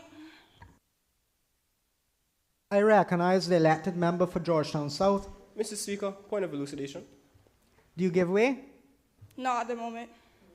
Very well, please continue. Mr. Speaker, rather than drowning ourselves in a sea of unnecessary amendments, we should channel our efforts into strengthening enforcement, boosting efficiency, and holding insurance providers accountable. The framework... I recognize the Honourable Leader of the Opposition. Mr. Speaker, point of elucidation. Do you give way? Yes. Mr. Speaker, earlier in the member's speech, she said that they don't want to amend necessary legislation, but they want to strengthen policies? How are we going to strengthen policies without amending legislations? Can the member please clarify that? I stated channeling our efforts into strengthening enforcement, boosting efficiency, and holding insurance providers accountable. May I continue my speech, Mr. Speaker? Mr. Speaker, how are we going to strengthen enforcement without strengthening the laws, which means amending legislation? It's not lining up. I ask the member to please retract her statement or clarify something there. Honourable Minister, is it possible if you can please clarify to the Honourable Leader of the Opposition? I'm stating that we don't have to amend laws, but rather work with the laws we have and make policies that are focused on the laws that we have currently. Recognize the elected member for Georgetown West. Mr. Speaker, point of elucidation. Do you give way? No, Mr. Speaker. May I continue with my speech, Yes, you please? may. Thank you. The framework already... Elected member for Georgetown South. Thank you. The framework already exists. Our job is to fortify it, not bury it under a mountain of excessive regulations. Now, Mr. Speaker, this motion talks about regulating supplemental health insurance, but it's like putting a fancy rim on a car that can't even start. The real issue is not the optional extras, it's whether people are actually getting the basic coverage they're entitled to, which is why we will strengthen the enforcement, ensure insurance providers do their job, and improve the access to insurance, to essential health care. With proper monitoring and accountability, we will make sure the system runs as it should. I recognize the elected member for Georgetown South. Mr. Speaker, point of elucidation. Do you give way? No, Mr. Speaker. Please continue. Thank you. Without getting caught up in unnecessary detours. Furthermore, Mr. Speaker, we should be fostering economic growth, not stifling it with unnecessary government control. The medical tourism, Mr. Speaker, is rapidly expanding and is boosting multiple economies, creating jobs, and enhancing healthcare access. The global medical tourism market is projected to grow over by 10% annually. Healthcare, like Health City in the Cayman Islands, are already making us a leader in specialized medical care. Rather than over-regulating the private sector, we should be encouraging investment in world-class healthcare that benefits both residents and visitors. Mr. Speaker, this motion fails to consider the unintended consequences of excessive regulation.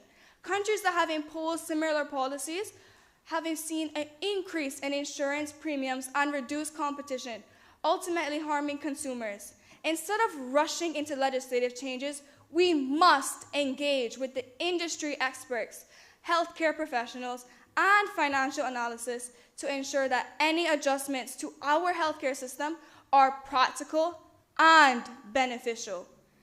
Mr. Speaker, while I understand the concerns of this driving motion, let us not mistake movement for progress. The best way forward is not to tear down what we have, but to refine and strengthen it. Why gamble with unnecessary disruptions when we can take smarter, more effective steps? We will prioritize collaboration with stakeholders and fine-tune existing regulations to maximize their impact. By fostering transparency and accountability, we will fortify healthcare access without sending shockwaves through our economy. Let us build wisely, not blindly. Mr. Speaker, I urge my fellow members to reject this motion. Minister, your time is up. Mr. Speaker, may I get 10 seconds to wrap up? Yes, you may. Mr. Speaker, I urge my fellow members to reject this motion and focus on policies that bring real economic relief, not just more government oversight. Thank you, Mr. Speaker. Does any other member wish to speak? I recognize the elected member for Georgetown North.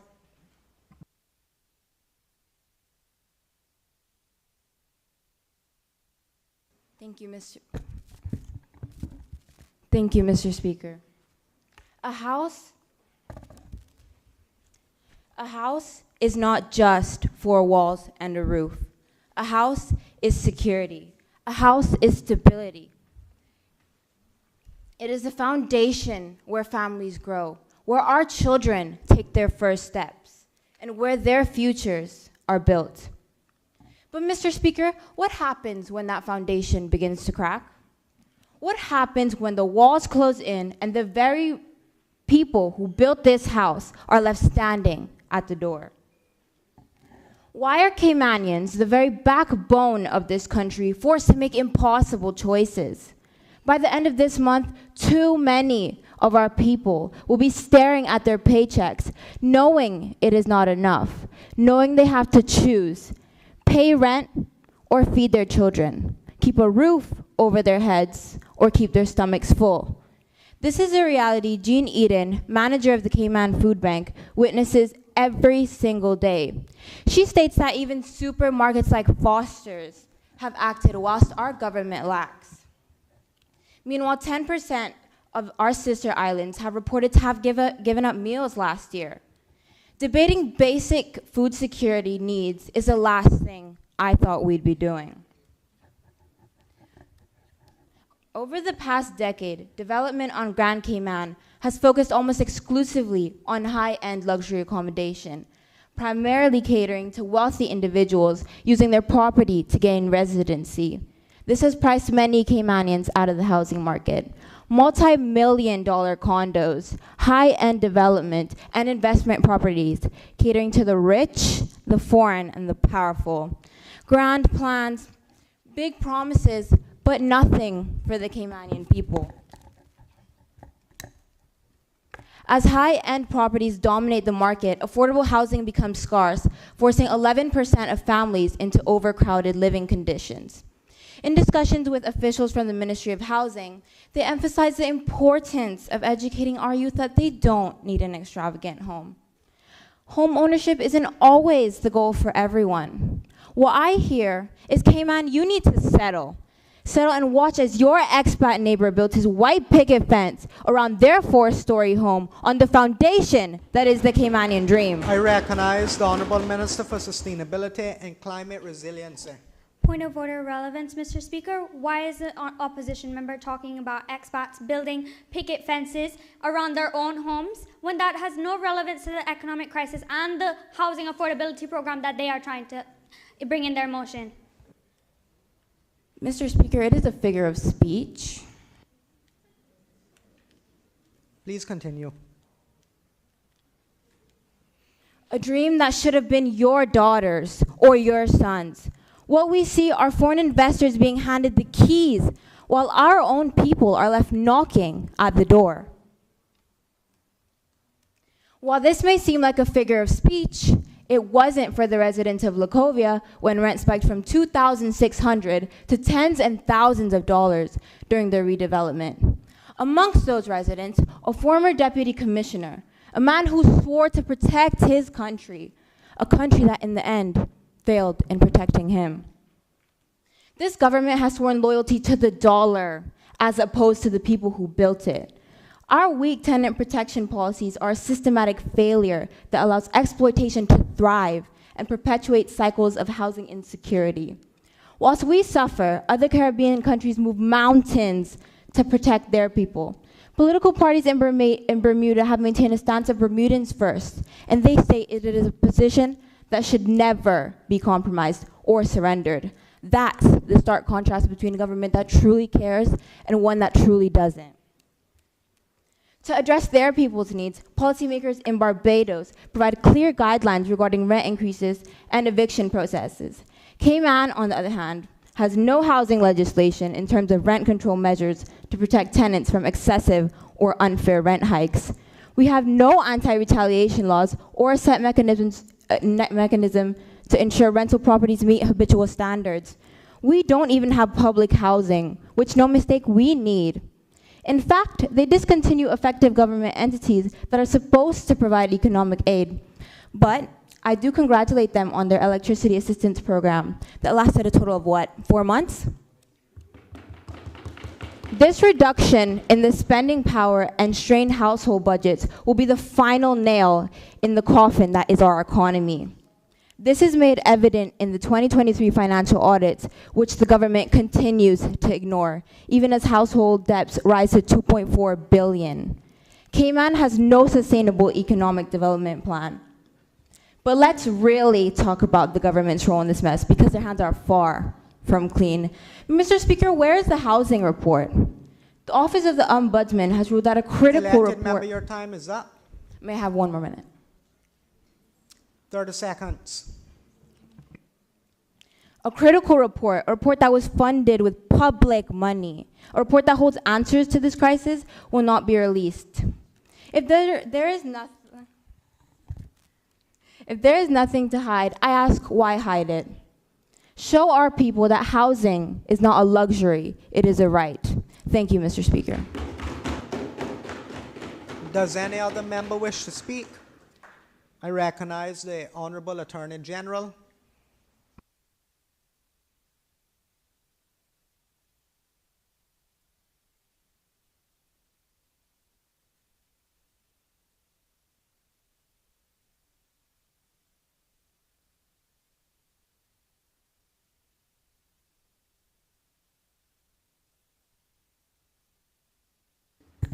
Thank you, Mr. Speaker.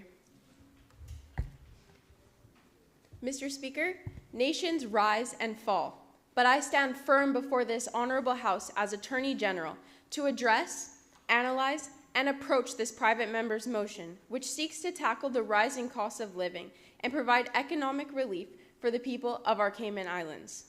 While there is no doubt that this challenge affects us all, we must act not only with urgency, but with careful planning.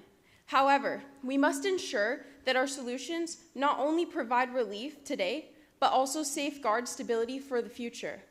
If we fail to strike the right balance, we risk creating unintended economic consequences, which could hinder progress rather than promote it. Any solution we pursue must be rooted in sound economic principles, ensuring that our efforts lead to lasting stability rather than unintended consequences that could set us back even further. So, Mr. Speaker, let us move forward with purpose and with clarity, with a vision that strengthens our future. The proposed housing affordability program aims to make home ownership and renting more accessible. This is a worthy goal, but we must be careful not to disrupt market dynamics. Under the Development and Planning Act, we could explore adjustments to zoning and land use regulations to encourage affordable housing construction. The Stamp Duty Act could also be amended to provide first-time Caymanian homebuyers with relief, easing the burden of home ownership. Additionally, reviewing the Strata Titles Registration Act could ensure that shared property ownership remains a viable option. But, Mr. Speaker, housing isn't just one piece of the affordability puzzle. Even if we secure a roof over our heads, what good is a home if families are struggling to afford health care? Mr. Speaker, healthcare is not just a service, it is a necessity. For many Caymanians, rising medical costs are a growing concern. This motion suggests granting the Health Insurance Commission greater power to regulate supplemental health insurance and premium increases. While this could help address affordability, we must consider the potential impact on insurers. If regulations become too restrictive, companies may scale back their coverage and even withdraw from the market, limiting options for consumers. A review of the Health Services Authority law could enhance government healthcare subsidies and strengthen public health programs. However, Mr. Speaker, affordability cannot come at the cost of quality or availability. Expanding healthcare support is important, but we must ensure it is financially sustainable.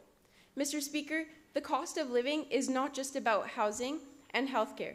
It affects every aspect of daily life. The rising prices of food, utilities, and transportation place a strain on families. This motion proposes the creation of a Consumer Oversight Committee to monitor costs and ensure transparency. A review of the Trade and Business Licensing Act could help prevent monopolistic pricing, while expanding the price control law may curb unfair price hikes. But, Mr. Speaker, while price regulations could provide relief, they must be approached with caution. If not carefully implemented, they could lead to unintended consequences, such as supply shortages or increased costs for businesses, which may ultimately be passed down to consumers. The goal should be to promote competition and market fairness, not to disrupt economic stability. Mr. Speaker, we must also consider the financial reality of these proposals. Reforms, subsidies, and oversight measures do not come free. While we all want to ease the financial burden on Caymanians, we must ensure that any solution are backed by a responsible and sustainable budget. Internationally, we have seen successful models in Singapore, Canada, and the UK that balance affordability with economic growth. Mr. Speaker, let me conclude with this. The cost of living crisis is real, and we all agree that action is needed. We must consider there is a fine line between effective intervention and overregulation. The proposals in this motion have potential, but they must be carefully considered to ensure they create lasting solutions rather than short-term relief with long-term consequences. I urge this honorable youth parliament to think critically. Let us not just focus on what sounds good today, but will still work in 5, 10, or 20 years from now. Caymanians deserve the best solutions, one that provides relief while protecting economic stability. Let us be bold, but let us also be wise. Thank you, Mr. Speaker. Does any other member wish to speak? I recognize the elected member for Northside.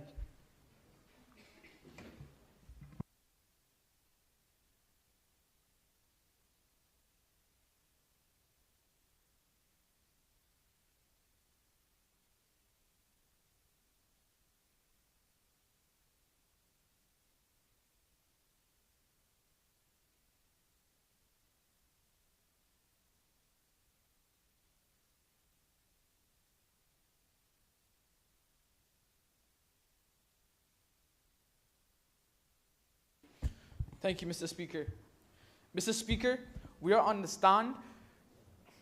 We stand at the brink of a national disaster. Caymanians are being pushed to the edge of society, helplessly watching as their land, our land, is sold off to the highest bidder. This is not just how the market works. This is failure, pure and simple failure. A failure of leadership, a failure of policy, and most importantly, a failure to put Caymanians first. Mr. Speaker, let's be clear. We're not exaggerating. We are stating the undeniable truth. Caymanians are not asking for charity.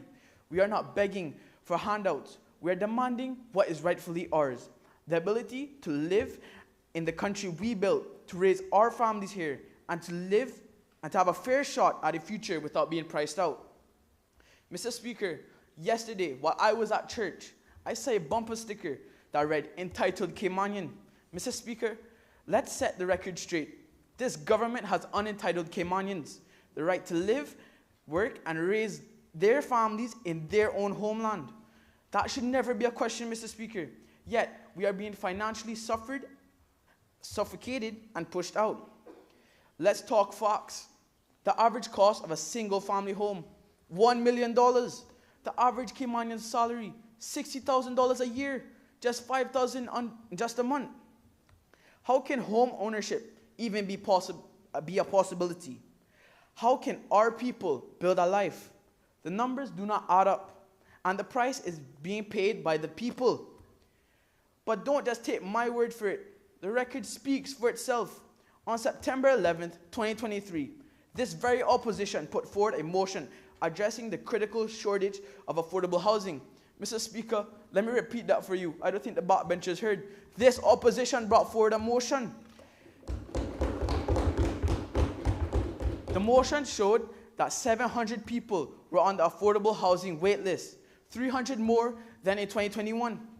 Yet, the National Housing Development Trust failed to meet the demand. And what do we have to show for it? Delays, inefficiency, zero accountability. And then in 2024, this government claimed affordable housing was a top priority. Really, Mr. Speaker? Because all we've seen is failure. Failure to act, empty promises, broken commitments. Mr. Speaker, this government reminds me like Tottenham Hotspur, always promising potential, but failing when it matters most. Take the government guaranteed home assisted mortgage program. It has been under renovation since 2012, Mr. Speaker, 13 years. And what was done? What has been done? Nothing. We were told by the end of 2024, we'd have a national public housing policy and a 10-year strategic plan. Well, it's March 2025 at 12:07 p.m. Where is that plan? Mr. Speaker, where is that plan? It's nowhere. Meanwhile, The ministry reveals that they're short of 2,000 to 3,000 housing units. But we're supposed to build 300 homes per year. But we only build 7, Mr. Speaker. This crisis is deepening. I recognize the Honorable Deputy Premier. Point of elucidation, Mr. Speaker. Do you give way? Mr. Speaker, I do not give way. Mr. Please Speaker, continue. the NHDT has become a symbol of mismanagement and missed opportunities. Even within the Ministry of Housing, frustration is growing. We have zero robust housing legislation, and social housing is being disregarded as unimportant. But it is critical, Mr. Speaker. It's the difference between Caymanians having a place to live now and being priced out of their own country. Mr. Speaker, the time for excuses is over. Philippians 4:13 says, so I ask you, Mr. Speaker, why can't this government do the one thing it was elected to do? Serve the people of the Cayman Islands. Mr. Speaker, the time for action is now. Caymanians are struggling. Their futures are uncertain. They deserve better. They deserve real solutions. This is why we present a concrete plan, a blueprint to fix this crisis. Mr. Speaker, we impose government-backed incentives for developers to build affordable homes with low interest rates, rent stabilization policies to prevent unfair price hikes and keep housing affordable, the creation of a renters' rights board to protect both tenants and landlords, a national social housing program to ensure that those most in need have access to affordable and stable housing. Mr. Speaker, enough is enough. The people of the Cayman Islands demand change. The time for empty promises is over. The time for action is now. Because, Mr. Speaker... Elected member, your time is up. May I please finish my sentence? 30 seconds. Mr. Speaker, enough is enough. The people of the Cayman Islands demand change. The time for empty promises is over. The time for action is now. Because, Mr. Speaker, housing is not a luxury. It is a right. Thank you.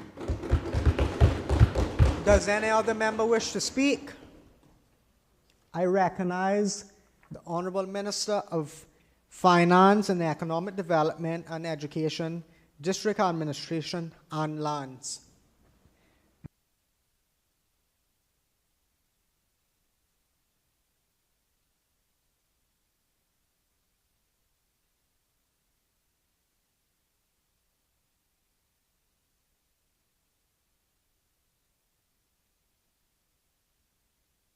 Thank you, Mr. Speaker. Mr. Speaker, I must admit, when I first saw this motion, I had to check if I was in Parliament or a comedy show. Because surely, Mr. Speaker, the opposition cannot be serious. They have marched in here with what they believe to be a grand master plan for economic relief. But Mr. Speaker, this motion is so misguided, so economically reckless, that I could only assume it was drafted by someone who has never seen a business plan in their life. Mr. Speaker, as the Minister of Finance, Economic Development, Education, District Administration, and Lands, I don't just join these economic conversations, I define them. My ministry is the backbone of this nation's prosperity and the engine of our financial success, and the reason the Cayman Islands remains a global powerhouse. So if the opposition wants to engage in an economic debate, they had better come prepared and correct. Mr. Speaker, let's start with rent control, a policy that has been tested and failed across the globe. I recognize the elected member for Northside. Mr. Speaker, point of order. Can I get evidence that the rent control board has worked? Mr. Speaker, here's the evidence that it has not worked. Yes, that's 2 copies.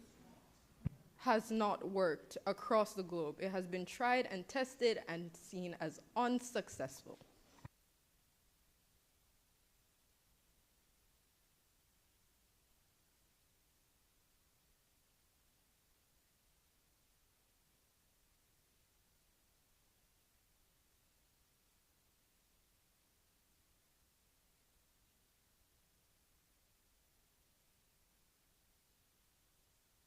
Mr. Speaker, point of order. This piece of evidence is merely misleading the House. There is no source on this. Mr. Speaker, it could be a Word document or something copied off of Wikipedia.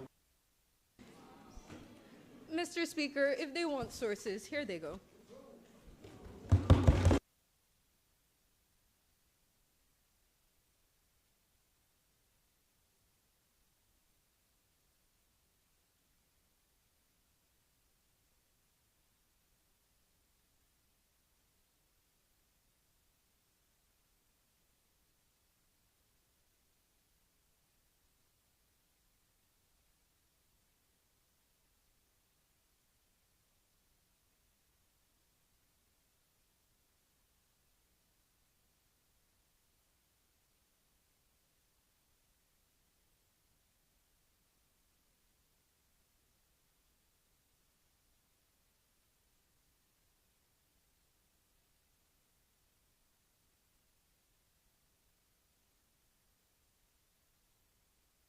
Please continue, Honorable Minister. Thank you, Mr. Speaker. Mr. Speaker, as I was saying, the opposition is essentially proposing a fast track to a housing crisis, one where investors flee, new development stalls, and the Caymanians find even fewer places to live. And what's their backup plan when all of this inevitably happens? Oh wait, they don't have one. Instead of rent control, a smarter approach would be to encourage public-private partnerships, invest in infrastructure and expands housing supply, and create incentives for affordable housing construction. That is how we ensure Caymanians can live and thrive without strangling one of our most vital the Honourable Leader of the Opposition. Mr. Speaker, point of order, Mr. in the House. The elected member first, North Side, just stated that we encourage the government to look into social housing and to look into public-private partnerships. So I'd like the member to retract her statement. Mr. Speaker, I will not retract my statement because their motion does not suggest that. I'm speaking based off their Honourable motion. Leader of the Opposition. It says including incentives for affordable housing. That was just one of my many suggestions. May I continue? Please retract and continue. Thank you. Next, let's talk about health insurance. Another area where the opposition is playing fast and loose with economic logic. They want the Health Insurance Commission to step in and regulate supplemental health insurance, claiming it will magically lower costs. Mr. Speaker, I don't do OBIA, and neither should the opposition. Mr. Speaker, that's like putting a speed limit on a racetrack and expecting it to make the cars go faster. Wake up, opposition. It doesn't work like that. Mr. Speaker, when governments overregulate private insurances, the insurers leave the market. And when they do, who do you think the opposition is going to blame? Poor little me and my one bag of ministries? Not to mention... I recognize the elected member for Georgetown South. Mr. Speaker, relevance is the minister stating that we must allow Caymanians to just get these prices and then live with them. So we go to the hospital and we're given a price, and then we just must live with the price, so we can't pay that? Pardon me? Elucidation. You're asking a question, right? Right. Apologies, I apologize. Point of elucidation. Do you give way, Honourable Minister? No. Very well, please continue. Not to mention, when the opposition has had their feast with this motion, who do you think is going to pick up the bill when the private insurers start pulling out? The government? And where does the government get that money? From the very Caymanians this motion claims to be helping. Now, Mr. Speaker, if 1 + 1 = 2, this motion clearly ain't good enough for the 345. Mr. Speaker, if we truly want to lower healthcare costs, we should increase competition, explain preventative care, and ensure pricing transparency, not play peekaboo with insurance providers. Mr. Speaker, now we have reached my personal favorite bad idea, the Consumer Oversight Committee. What's next? a ministry of milk prices, a department of discounted bread, or maybe a separate task force for cheaper toilet paper, especially when the storms come and Foster's shelves are empty. Mr. Speaker, economies don't work like that. Government interference in prices creates shortages, inefficiency, and hidden costs. The last thing we need is a government micromanaging grocery stores like we're running a food truck. Woody Foster himself would be in here protesting. Now, Mr. Speaker, as the Minister of Finance, I have the actual responsibility of keeping this country's economy strong, competitive, and sustainable. I recognize the elected member for Georgetown North. Point of elucidation. Do you give way? Yes. The Ministry of Finance and Economic Development has stated that there would be an economic development strategy, but has yet to do so. Where is it?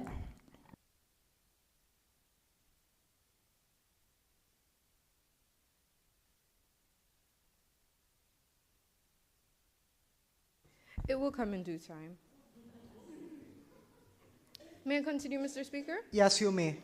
Now, I have the as the Minister of Education, I also have the duty to grade performance. And for effort, opposition, I'll give you a 1 out of 10. Because you tried. For economic understanding, a big, bold 0. Mr. Speaker, let me be abundantly transparent. My ministry and this government does not govern by guesswork. We govern with vision, with strategy, and with a responsibility to safeguard the future of our people. That's the difference between us and the opposition. They throw out bad ideas, we build real solutions. They want to play with our economy, we protect it and grow it. So, Mr. Speaker, let the record show that I, the Minister of Finance, Economic Development, Education, District Administration, and Lands. Honorable Minister, your time is up. May I have 15 seconds to finish this sentence, please? Yes, you may. Thank you. I'm not just rejecting this motion, I'm dismantling it, disapproving it, and now will discard it. My Cayman Islands cannot afford policies built on economic illusions. Honorable and Minister, that, your Mr. time Speaker, is why the government Honorable prevails. Minister, your time is Thank up. you, Mr. Speaker. Does any other member wish to speak? I recognize the elected member for Georgetown West.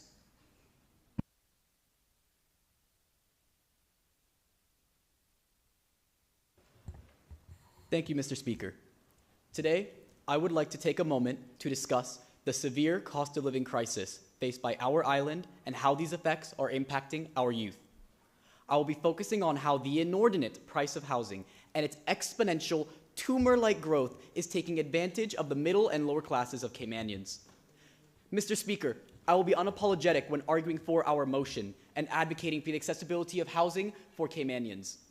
From here, I will also touch on consumer protection, a common sense policy that this government has failed to already implement, outlining another area where Cayman law falls behind with that of the rest of the world and similar Caribbean nations. Mr. Speaker, I would like to throw the government an olive branch, as I believe them to be rational and see themselves to be acting in the best interest of Cayman's people.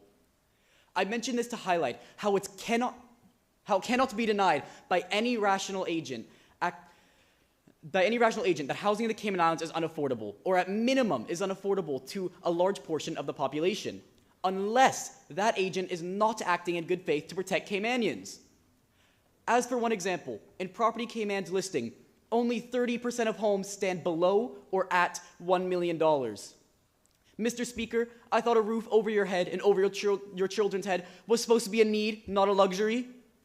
Using the average house price according to the 2023 financial audit, a person making minimum wage and taking no holidays or vacations will have to work over 88 years to afford the average home. Mr. Speaker, is the government so misinformed they truly believe the average person lives over 100 years?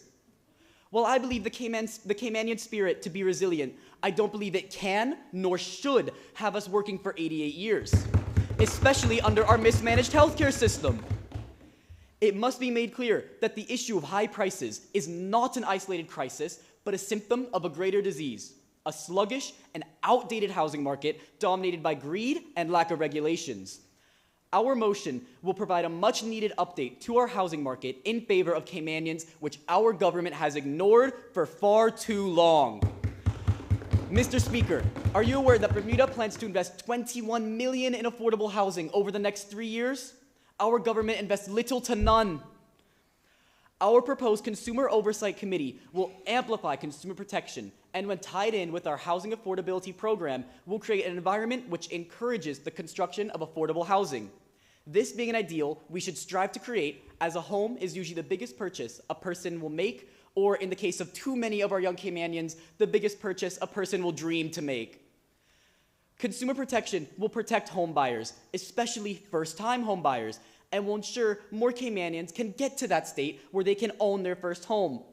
By the government's own admission in their discussion paper on consumer protection, consumers face a variety of potential challenges, many of which increase cost. For example, repairs from faulty craftsmanship or discrepancies between the quality of or size of the home promised compared to what was actually delivered. Mr. Speaker, this is not clever salesmanship. I recognize the Honourable Deputy Premier. Point of elucidation, Mr. Speaker. Do you give way? No, I do not. Very well, please continue. Mr. Speaker, this is not clever salesmanship, but snake oil salesmanship. Mr. Speaker, our people are tired of getting bitten. Mr. Speaker, I believe consumer protection gives our people the antidote. Consumer protection provides Caymanians with an essential tool in dealing with dishonesty, a tool given nearly universally by all developed economies, including rival comparable economies such as Bermuda, which has had consumer protection from 1999. How much longer will Caymanians have to wait and put up with poor seller practices? It's up to the government to decide whether our people will stand by until the end of the day or the end of the century. How much longer will this House fight against common sense policy and what they know is right? The truth of the matter is that living in a society where someone can spend tens of thousands of dollars on a car on Monday only for it to break down on Friday of no fault of the buyer and having the seller be at no risk of repercussion points a clear finger as to where that government's values align and whom that government serves. Mr. Speaker, this begs the question as to why that law has not been implemented within that society. Who benefits from not having this law? And furthermore, who is it at the expense of? I believe we need to focus our economic performance away from unsustainable, exponential growth around the top class and towards providing equitable conditions which provide everyone with an opportunity not to live paycheck to paycheck, but to thrive. Once again, housing is not a luxury, it's a right.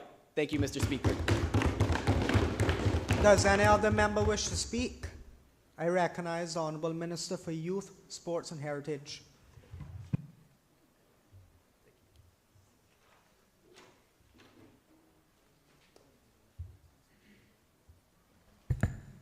Thank you, Mr. Speaker. On your marks, get set, no! This opposition motion is a false start. Dare I say, I did not start. A blatant attempt to sprint ahead without proper training, strategy, or endurance. It is clear in this proposal that the opposition did not start to evaluate the overall impact of this flimsy motion. And let me educate the opposition on something. In the race to secure a better future for our youths, this reckless sprinting leads to disqualification and just won't cut it. Though this motion is well intended, this fix-all motion, nah, fix nothing. Mr. Speaker, the opposition wants to convince us that this motion will fix our cost of living challenges. But, Mr. Speaker, this motion is nothing more than a baton drop, a sloppy, misguided handoff of responsibility, setting back our young Caymanians rather than propelling them forward. As the Minister of Youth, Sports and Heritage, I will not stand idle while the opposition tries to push through a plan that weakens our nation's ability to build strong, independent, and resilient youth. Mr. Speaker, I recognize the Deputy Leader of the Opposition. Point of elucidation. Do you give way? Sure. This Honourable Minister has stated that he will not stand idle while we try to fix this motion, but what has he done to attempt to help these young Caymanians in their suffering? Honourable Minister. my ministry. I'll continue my speech. Mr. Speaker, we must recognize that the path to economic sustainability is not a marathon. Is a marathon, not a sprint. The opposition is proposing heavy, short-term government interventions that will exhaust our financial resources before we even hit the halfway mark. The same financial resources we could use to elevate our youth in scholarships, sports, and heritage. I recognize the Deputy Leader of the Opposition. Point of elucidation. Do you give way? Yeah. So after they get these scholarships, Mr. Speaker, where they gonna come back and live?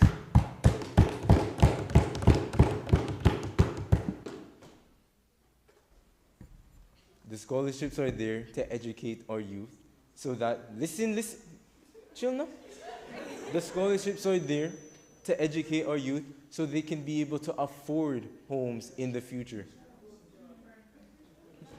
May I continue my speech? Please continue.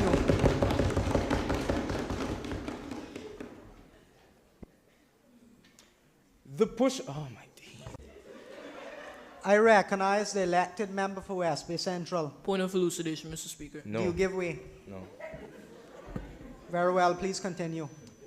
The push for affordable housing and rent stabilization is nothing more than a short-sighted scheme that will ultimately undermine our young people's ability to achieve true financial independence and home ownership. These people, my youth, will not wait on the sidelines hoping for a handout. I will ensure that they are equipped to run their own race. Mr. Speaker, my ministry is about preparing Caymanians to compete at the highest level, whether it be on the track or the boardroom, or in preserving the cultural fabrics that make us who we are. Instead, this sorry excuse of emotion does not strengthen our youth, it stifles them. Mr. Speaker, this motion is giving our youth starting blocks, but never letting them take off. It tells them to stand at the starting line while the rest of the world sprints ahead. It's a policy that will keep our youth stuck in the warm-up phase while other nations race towards success. Unlike the opposition, the government is committed to real, impactful solutions, ones that prepare our youth for independence and not dependency. That is why we have invested in programs like GGHAM, which provides our young people with an actual I recognize the elected member for Northside. Mr. Speaker, point of order, misleading the House. How is the government investing in the GGHAM if the GGHAM has been suspended since 2012?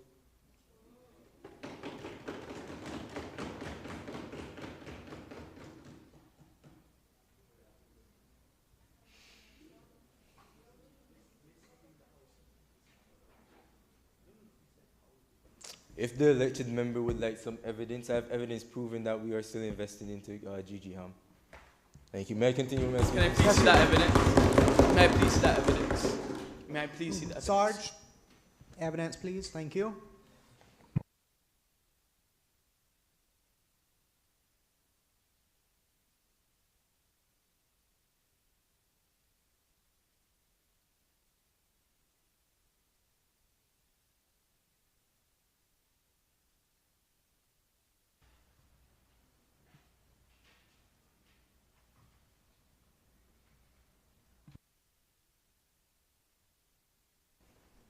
May I continue, Mr. Speaker? Yes, you may. The introduction of rent stabilization and more government-driven housing programs is a surefire way to scare away investors by reducing the overall supply of rental units. Mr. Speaker, this is quite ironic, as the opposition's whole approach is about the housing crisis. To that I ask, would these policies not dig us into an even worse crisis? Mr. Speaker, we have all heard the old proverb, give a man a fish and you feed him for a day. Teach a man a fish and you feed him for a lifetime. This government is in the business of providing a sustainable future for our young people through empowerment and education, through further investment into vocational training, career mentorship programs, and existing housing affordability programs, we can ensure that our young people are equipped with the necessary skills and education to be able to thrive economically by their own merit. And now, Mr. Speaker, we have reached the medal ceremony. The race is over, the results are in. The opposition has stumbled, fallen, and failed to finish. Their motion disqualified, their policies unranked. But this government, Mr. Speaker, we stand at the podium, gold medal in hand, because we have invested in our people, empowered our youth, and secured a future that allows every Caymanian to cross the finish line. We are not just participants in this race, we are the champions of our youth. So, Mr. Speaker, while this may not be a track, we, the government, are running the long-distance race, strategically, disciplined, and focused on the real finish line, to ensure a stronger, more independent Cayman Islands for our people, but especially Honourable mine, Minister, your time theirs, is up. your youth. Thank you, Mr. Speaker. Does any other member wish to speak? I recognize the Honourable Minister for Border Control, Labour and Culture.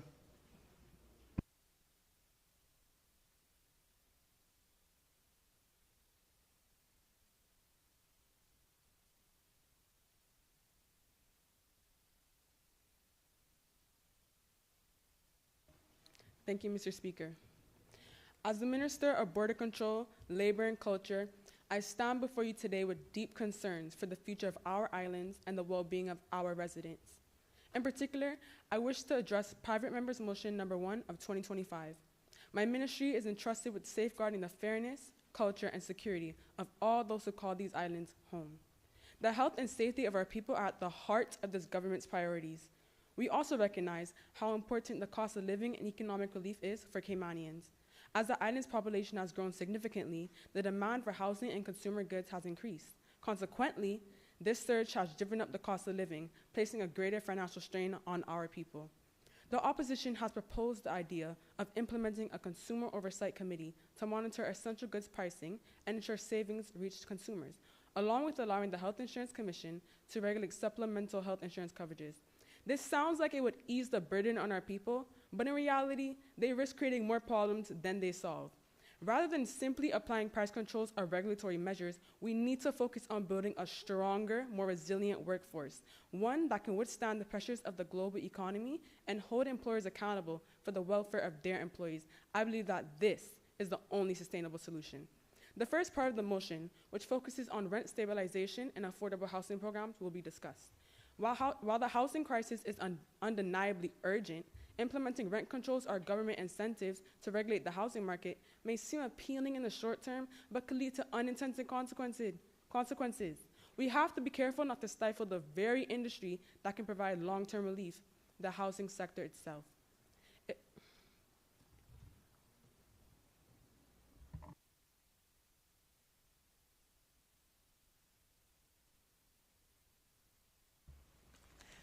I recognize the Honourable, the elected member for Georgetown North. Point of elucidation. Do you give way? No. Please continue.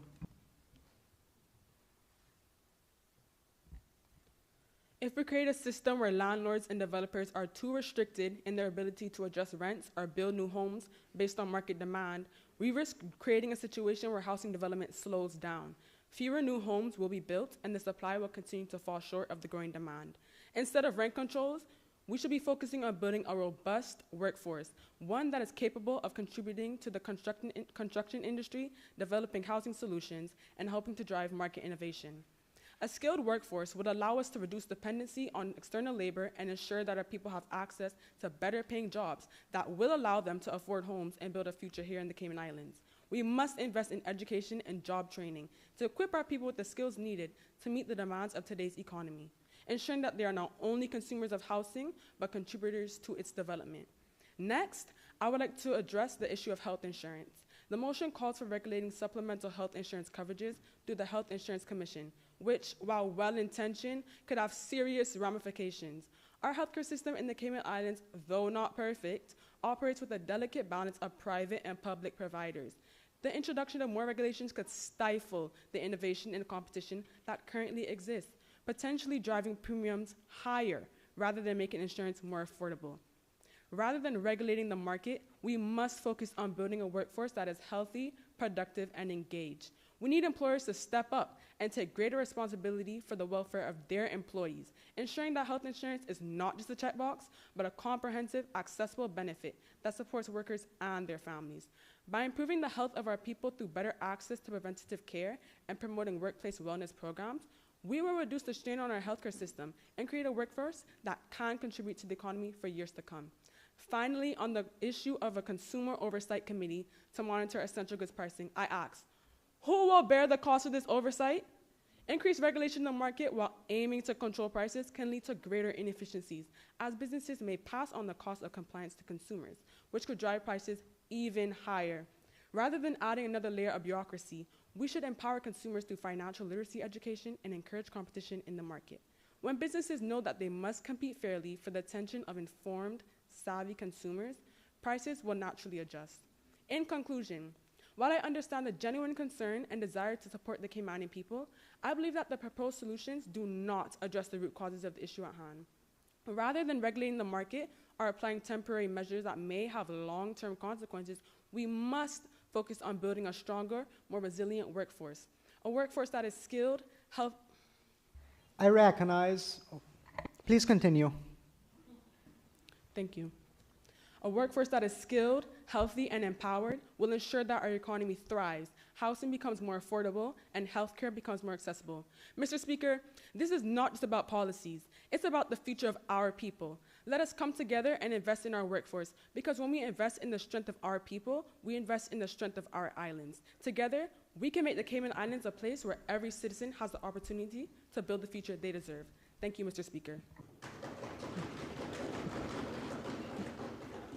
Honorable members, before I recognize the next member, I would like to remind you all that time is of the essence, so please limit your point of orders and point of elucidations if possible. Thank you very much. Does any other member wish to speak? I recognize the elected member for West Bay Central.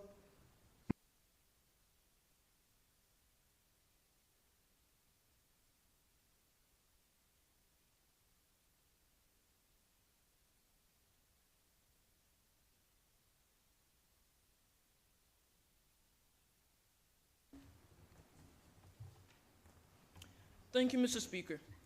Mr. Speaker, it is with a profound sense of urgency and responsibility that I stand here today to talk about consumer protection, because clearly this government isn't. What's the plan, honorable members? Wish upon a star that businesses suddenly develop a sense of ethics?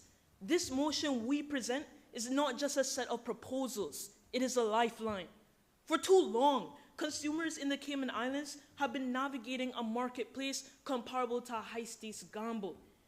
Each purchase, each service rendered comes with an inherent risk that is simply unacceptable in a modern, thriving society. Mr. Speaker, as consumers, we all want to know that we're getting a fair deal. But in our beloved islands, buyer beware is still the rule of the game, and the scales are tipped in favor of businesses, leaving us with limited recourse when things go wrong. Isn't it time we change that? How many times have we walked into a supermarket only to find the price of a basic grocery item has mysteriously doubled since last week? Or perhaps bought an air conditioning unit that broke down within weeks, leaving us with no recourse, no warranty, and a growing sense of frustration? These are not isolated incidents. They're a symptom of a larger problem, the lack of real consumer protection in our islands. At present, the Cayman Islands operates on our caveat emptor system, meaning buyer beware. It's up to us to be detectives before we spend a dime. That might have been worked back when a dollar could actually buy us something. But in today's complex marketplace, it leaves us vulnerable. Mr. Speaker, is this really the market we want to foster? Do we really want to be known as a place where businesses take advantage of their customers instead of a community built on trust, fairness, and mutual respect? I don't think so. Right now, our consumer protections are limited to the Sale of Goods Law, the 1997 revision, and the Price Gouging Emergency Circumstances Law. Don't get me wrong, these laws are a start, but they don't go far enough to address a wide range of issues consumers face today. Relying on them now is trying to bail out a sinking boat with a teaspoon. Without a comprehensive framework, we're defenseless to unfair practices. Think about those misleading sale ads that aren't really sales at all, or the dodgy contractors who take your money and leave you with a half-finished job. And when things go wrong, what can we do? Sue? That's about as realistic as finding affordable housing on 7 Mile Beach. The implementation of a consumer oversight committee in the Cayman Islands is not merely a procedural adjustment. It is a vital necessity for an equitable society. The escalating cost of living, particularly for essential goods. I recognize the Honorable Minister for Finance. Thank you, Mr. Speaker. Mr. Speaker, misleading the House. Point of order. Yeah, point of order. Misleading the House. He's talking about inflation, and as much as we would love to help that in Cayman, that is a global response that we have to act upon because we're shipping in goods. So I ask that the elected opposition member retract his statement. Thank you. Elected member, please retract your statement and continue. Thank Honorable you. Speaker, I cannot retract my statement because this is something that we all have to work on. It's very relevant to an aspect that I'm speaking on today. So Very well, unfortunately, I please cannot. continue. Thank you. The escalating cost of Recognize the Honorable Deputy Premier. Point of order, Mr. Speaker, misleading the House. The example the elected member used was 7 Mile Beach, finding an affordable house on 7 Mile Beach. Mr. Speaker, in what country is a luxurious beachfront property luxurious? Misleading the House, Mr. Speaker. Please retract your statement, Mr. Speaker. elected member, and I ask that all of us move on from this because time is limited. Thank you. Mr. Speaker, respectfully, that was a figure of speech, so I will not be retracting my statement. Thank you. The escalating cost of living. The escalating cost of living, particularly on essential goods, is placing an unbearable strain on Caymanian families. Without a dedicated body actively monitoring prices, investigating unjustifiable increases, and ensuring that savings actually reach consumers, the current market imbalance will only exacerbate the economic pressures faced by our constituents. This committee represents a fundamental shift towards transparency and fairness, empowering consumers with the knowledge and recourse that they desperately need to navigate an increasingly complex and often exploitative marketplace. Many of our neighbors in the Caribbean have already embraced this reality. Other Caribbean nations like Barbados, Jamaica, and Trinidad are building or have already built consumer protection frameworks, while we seem to be perpetually studying the issue. Mr. Speaker, the data from the report is clear. The rise of consumer protection laws have helped to reduce the overall cost of living. At this rate, our consumers will be extinct before this government takes meaningful action. By learning from these examples, I recognize the Honorable Minister for Youth, Sports and Heritage. Misleading the House. Point of order, misleading the House. The elected minister listed Jamaica and Bermuda as examples, whereas Jamaica and Bermuda currently have a worse cost of living crisis than the Cayman Islands. So is he implying that that the further implementation of a consumer oversight committee will lead to worse cost of living? Mr. Speaker, first off, that's nowhere near to what I was saying. And also, this honorable member mentioned Bermuda when I said Barbados, and I was not addressing the cost of living. I was talking about their consumer protection frameworks, which I have all the evidence for right here. Thank you.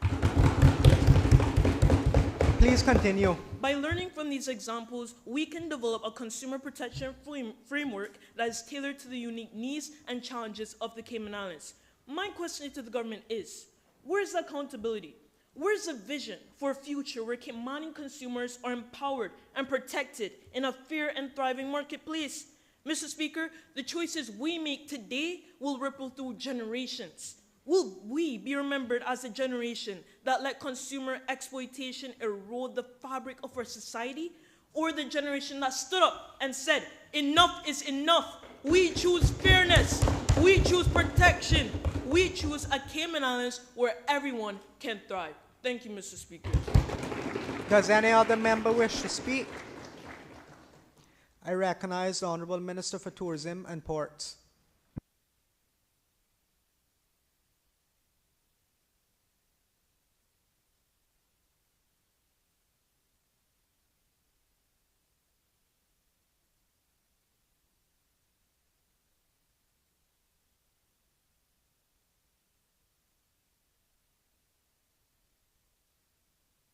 Thank you, Mr. Speaker.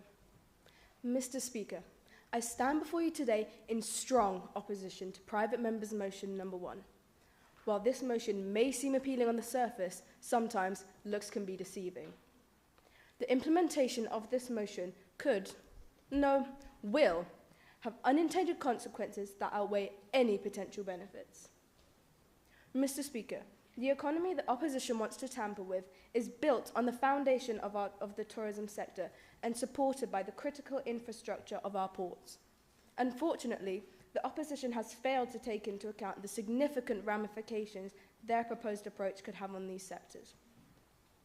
Mr. Speaker, to be very clear, I understand the struggles that many Caymanians are facing. The rising costs of living are undeniable, and it is my deepest concern to ensure that every Caymanian has access to affordable housing, healthcare, and the resources they need most. This government is committed to finding solutions that will provide real relief, but we must also make sure those solutions are comprehensive and sustainable. As a representative for our people and as the Minister of Tourism and Ports, I am simply looking out for the long-term well-being of our people and the sustainable future of our economy. Firstly, Mr. Speaker, let's look at how measures like rent stabilisation could inadvertently stifle the growth of our tourism sector. The reality is that the availability of rental properties, particularly in the short-term rental market, is crucial for attracting tourists and supporting rental businesses in our tourism ecosystem. By imposing strict rent controls or artificial price limits, we risk reducing the availability of accommodations for visitors, which would directly impact our tourism industry. Mr. Speaker, fewer tourists mean fewer jobs for our people, fewer opportunities for local businesses, and a reduction in the overall economic activity generated by the tourism sector. Furthermore, Mr. Speaker, the opposition's call for regulation of supplemental health insurance contracts under the Health Insurance Commission is another area of concern. As my colleague has previously stated, medical tourism has become an increasingly important aspect of our economy, bringing in not only visitors seeking medical treatment, but also investments in our healthcare infrastructure. The proposed changes could discourage investment in the healthcare sector, ultimately harming both locals and tourists. Overregulation in this area could make it more difficult for international visitors to access the high-quality care they expect when they come to the Cayman Islands.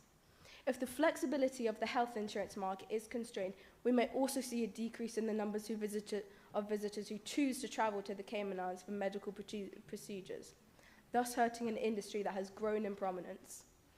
Finally, Mr. Speaker, the proposal for a consumer oversight committee to monitor pricing of essential goods, while intended to protect consumers, could have detrimental effects on our tourism and port sectors. Regulating the prices of goods too heavily could reduce competition and drive up operational costs for businesses that rely on the importation and distribution of goods.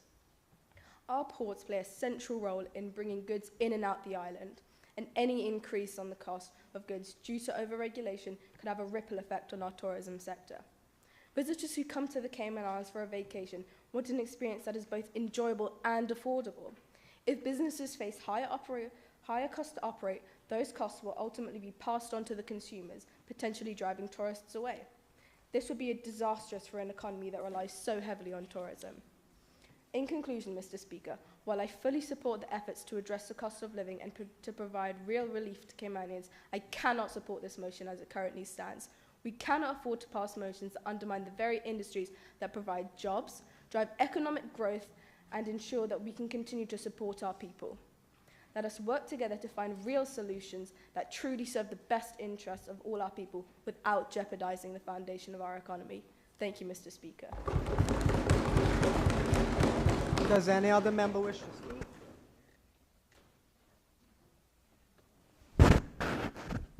I recognize the Deputy Leader of the Opposition.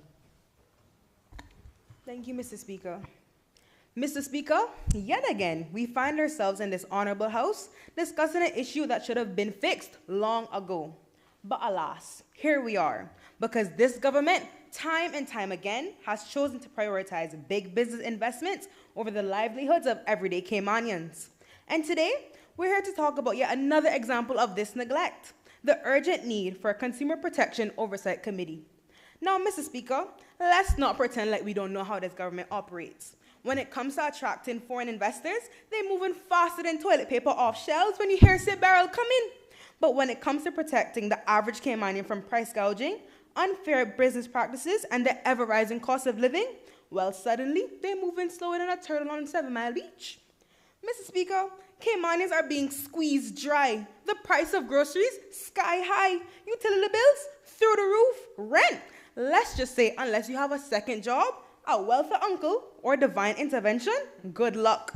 And the worst part, the government acts like they don't see it. They tell us they're monitoring the situation, while everyday Caymanians are one overpriced CUC bill away from living in darkness. And now, I know some will say, but Mr. Speaker, we already have the Economics and Statistics Office. Isn't that enough? To which I say, ESO does good work, but their hands are tied. They collect the data, they track inflation, and they even publish reports showing how bad things are. But what happens next? Absolutely nothing. Because, Mr. Speaker, while the ESO tells us how much deeper we're sinking, they have no power to throw us a lifeline. Then, that is where the Consumer Protection Oversight Committee comes in. The CPOC would be an extended counterpart to the ESO, taking their data and actually using it to enforce consumer protection laws.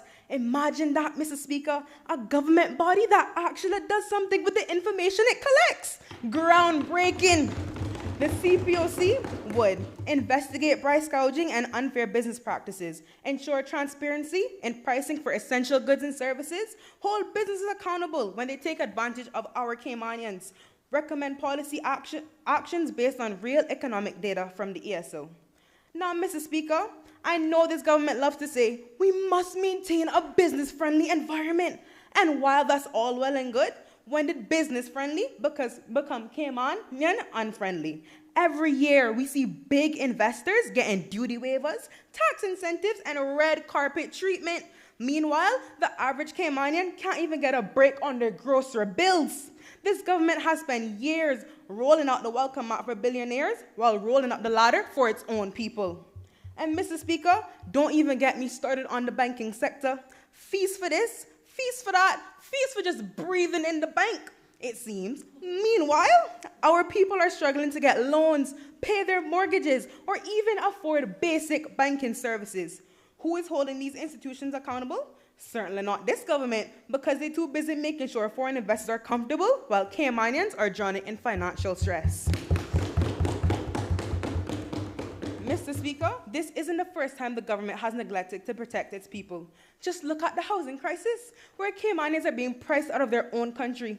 Look at the cost of healthcare, where people have to choose between going to the doctor or paying their rent. And now we're expected to believe that this government cares about consumer protection? Forgive me, Mr. Speaker, if I find that a little hard to believe. The truth is simple. If this government actually cared about the Caymanian people, the CPOC would have been established already. But instead, they sit and watch as businesses run rampant, leaving Caymanians at their mercy. The government keeps telling us the whole strain, but the only ones straining are the people who can't afford the basic necessities of life. So, Mr. Speaker, today I ask this government, will they continue to put corporate interests above Caymanian livelihoods? Will they continue to turn a blind eye while people struggle? Or will they finally take action and support the creation of a Consumer Protection Oversight Committee, a committee that actually does something instead of just talking about it? Mr. Speaker, the people are watching, and come next election, they will remember who stood for them and who stood for big businesses. And if this government refuses to act, they better hope the foreign investors they love so much are the ones voting, because Caymanians are tired and they're ready for real change. Thank you, Mr. Speaker. Does any other member wish to speak? I recognize the Honourable Deputy Premier. Thank you, Mr. Speaker.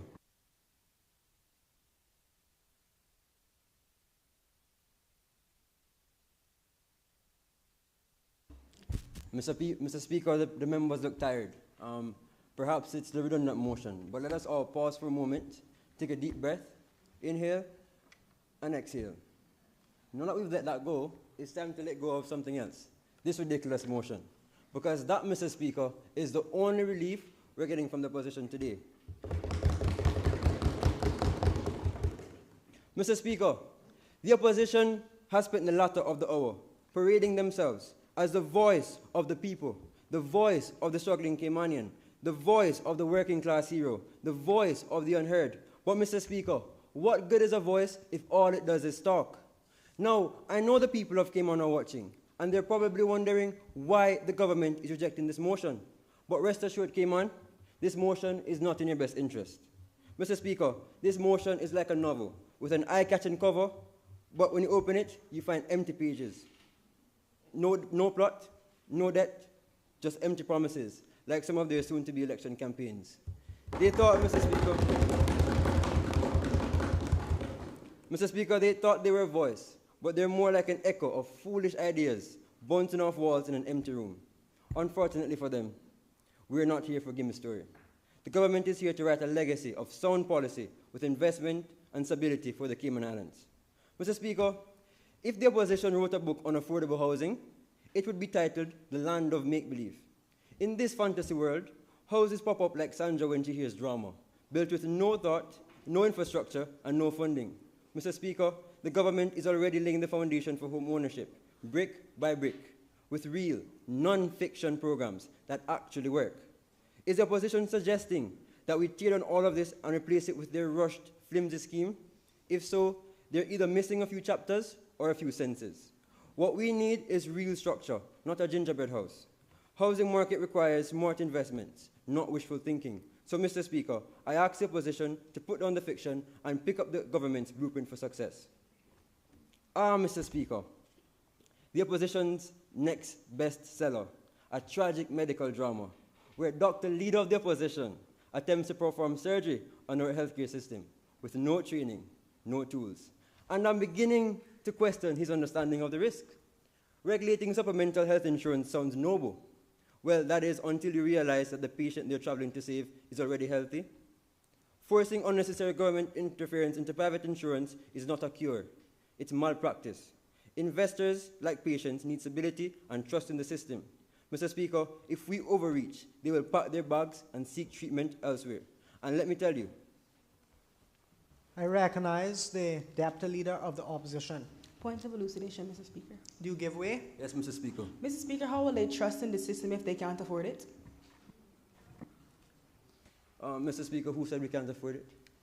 Who can afford it? The Caymanian people cannot afford it, Mr. Speaker, and they've heard, they're crying. Mr. Speaker, the opposition has been on this tangent for a while now, and we're tired of it. Mr. Speaker, it is illegal for a public hospital to deny service to any Caymanian who walks in. By law. The Attorney General is here. If they wanted to know the laws, they could have consulted with her. But no, Mr. Speaker, they thought they knew best. Please, let's move on. Continue with your speech. Thank you, Mr. Speaker. And let me tell you, Mr. Speaker, an economy without investment is a body without a heartbeat. Has the opposition forgotten the first rule of medicine? Do not harm. I'm sorry, but this government will not let reckless economic policies put the Cayman Islands on life support. We will keep our economy strong, our financial services sector thriving, and our healthcare competitive. No unnecessary prescriptions here, Mr. Speaker. Mr. Speaker, the opposition presents this next policy like a thrilling detective novel, full of suspense, conspiracy, and attempt to solve an issue they don't even understand. But in reality, Mr. Speaker, this is less of a Sherlock Holmes and more like the Three Musketeers. Prices are rising, yes, but not because of businesses conspiring against consumers. The true culprit is global inflation. But instead of investigating real solutions, the opposition wants to appoint a committee to chase imaginary criminals, while the real... I recognize the Deputy Leader of the Opposition. Point of elucidation, Mr. Speaker. I accept, Mr. Speaker. Given that this honorable minister is trying to help the Caymanian people, doesn't he think it would be beneficial to give SEMA the power to help regulate the inflation in our islands? Mr. Speaker, I spoke about global inflation. I don't know how SEMA would regulate global inflation.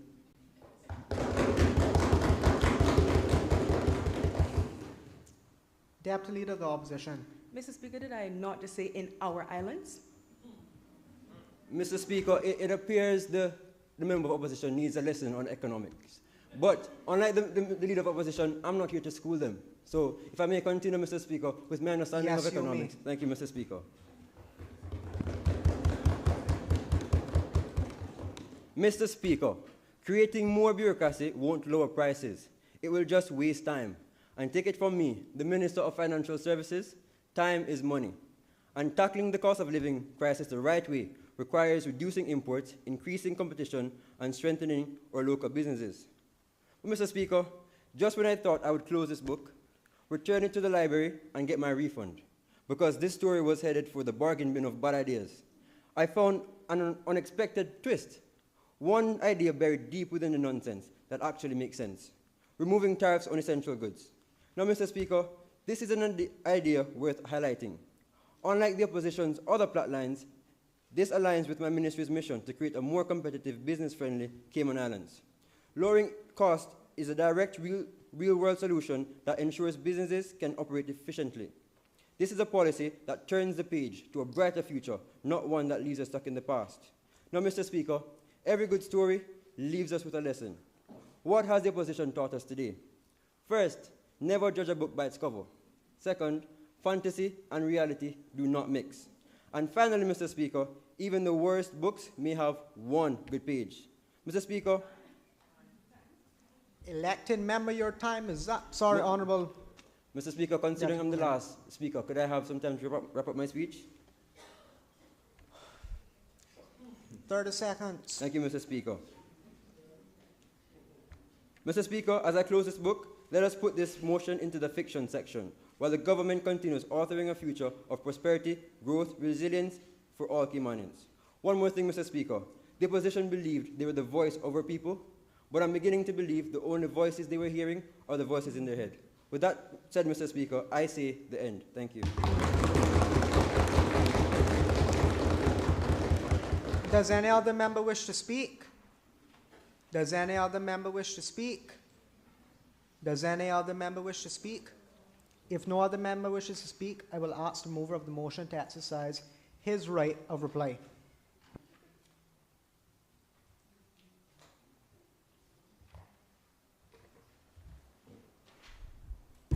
Thank you, Mr. Speaker. Merry Commonwealth Day. This government has given us so many wonderful gems today, which really show whose interests are of the most priority. Mr. Speaker, let me explain. On the first day of Commonwealth, the Premier gave to me one big bag of lies. The government claims that they are restructuring current programs, but how long will we have to wait for these policies to come forth? Such as the GG harm that is being worked on and still funded. Maybe these funds need to be reallocated to actually building these houses. On the second day of Commonwealth, the Minister of Sustainability gave to me 2 false claims plus the one big bag of lies. Let me explain. The Minister is saying that we're asking for an aggressive government intervention when all we're asking for is government intervention on an issue that the government clearly thinks is important because they aren't affected by it. Finally, a smarter, more sustainable approach was stated by the Minister, but we are still yet to hear this smarter, more sustainable approach. Maybe the government is not as well put together as they claim to be. Mr. Speaker, on the third day of Commonwealth, the Deputy Governor gave to me 3 bad plans, 2 false claims, and 1 big bag of lies. The Deputy Governor kept going on about the dysfunctional NHDT that has housing programs that are helping our Caymanians. But Mr. Speaker, I'm going to say it again. 7 homes a year in a 22-year lifespan does not seem so effective. Mr. Speaker, this so-called Consumer Protection Office is still fictional. I'm still searching for it. I'm sure he's still searching for it. And all now we can't find it. All we're being told is, I know the regime's under my remit, but we still don't have concrete evidence to support this claim. On the 4th day of Commonwealth, the Minister of Health gave to me 4 failed tasks, 3 bad plans, 2 false claims, and 1 bigger bag of lies, saying that amending legislation will clog or drive up financial burdens.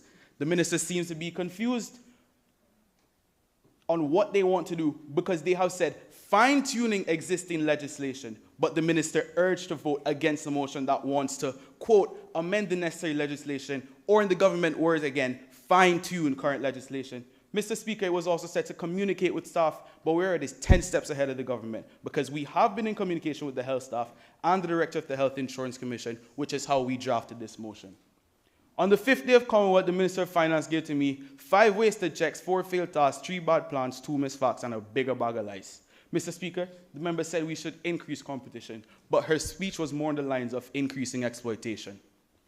Mr. Speaker, the Minister of Sports gave to me 6 lost projects, 5 wasted checks, 4 failed tasks, 3 bad plans, 2 false claims, and a bigger bag of lies.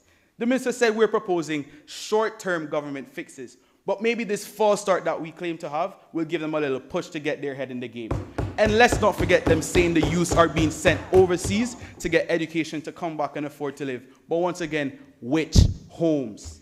On the 7th day of Commonwealth, the Minister of Labour gave to me 7 shady deals, 6 lost projects, 5 wasted checks, 4 failed tasks, 3 bad plans, 2 false claims, and an even bigger bag of lies, like strengthening our workforce. Strengthening our workforce may be good, but if we don't have a place for these employees to live, to get good health care, the workforce won't be good. Also, to address your question about funding, maybe some of the funds from overspending as reported in the outgoing Auditor General report can be funded into doing this. On the 8th day of Commonwealth, Old MacDonald gave to me 8 broken promises, 7 shady deals, 6 lost projects, 5 wasted checks, 4 failed tasks, 3 bad plans, 2 false claims, and an even bigger bag of lies. A blueprint for success. I recognize the Honourable Deputy Premier. Point of order, Mr. Speaker, misleading the House. Can the member of opposition point out all of the things he listed I gave to him? Like, piece by piece? Well, I could, but I prefer not to. Let's just leave it there.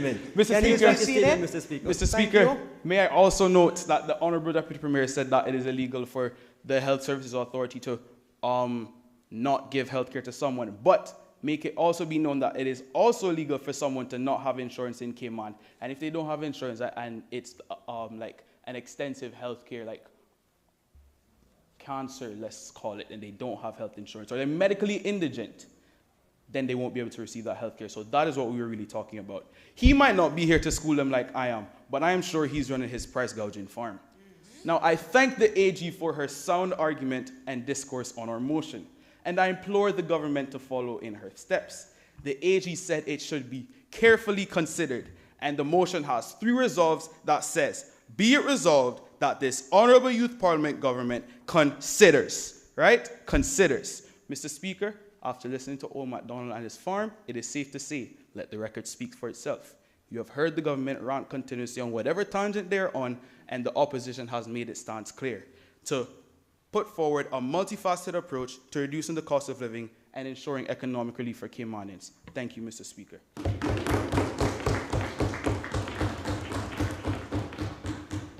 The question is,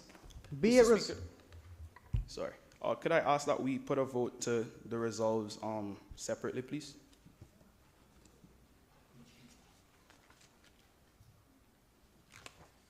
So instead of us going through all the resolves and voting for it one time, can we do a vote on one each time, and then we get a vote, second one get a vote, third one get a vote? All right. Thank you.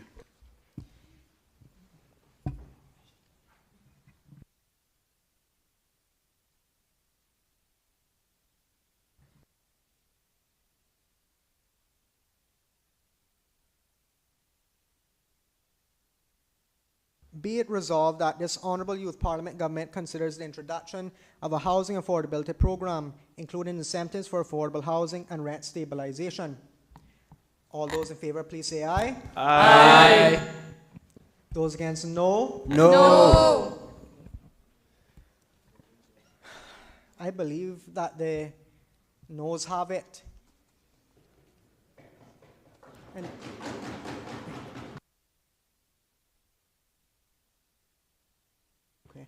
be it further resolved that this Honourable Youth Parliament government considers amending the necessary legislation to allow the Health Insurance Commission to regulate supplemental health insurance coverages. All those in favour, please say aye. Aye. Those against, no. No. I believe that the noes have it. The ayes have it. I believe that the ayes have it.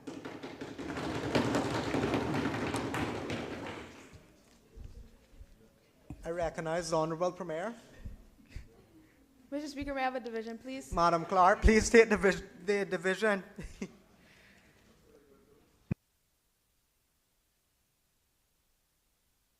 Honorable Janelle Cahoon. No. Honorable Jordan McDonald. No. Honorable Sophia Henderson. No. Honorable Johanna O'Connor. No. Honorable Ailani Morris Seymour. No. Honorable DeAndre Bedford. No. Honorable Zara Majid. No. Honorable Natalia Heyer. No. Miss Renaya Berry. No. Miss Angelina Scott. No. Mr. Jaden Ebanks. No. Honorable Raldane Thomas. Aye. Miss Chloe Reed. Absolutely aye. Mr. Charles Player. Aye. Miss Jacqueline Acosta. Aye. Mr. Elvin Powell. Aye. Mr. Nathaniel Lord. Aye. Miss Isabel Akagaj. Aye. Mr. Garson Gardner. Aye. Mr. Rain Harding. Aye.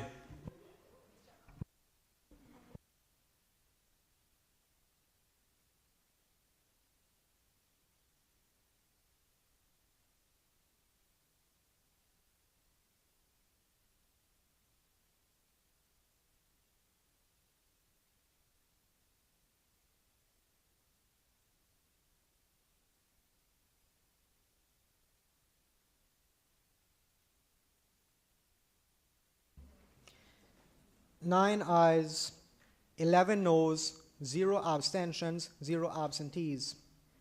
The motion has failed. Prime Members Motion number 1 of 2025, a multifaceted approach to reducing the cost of living.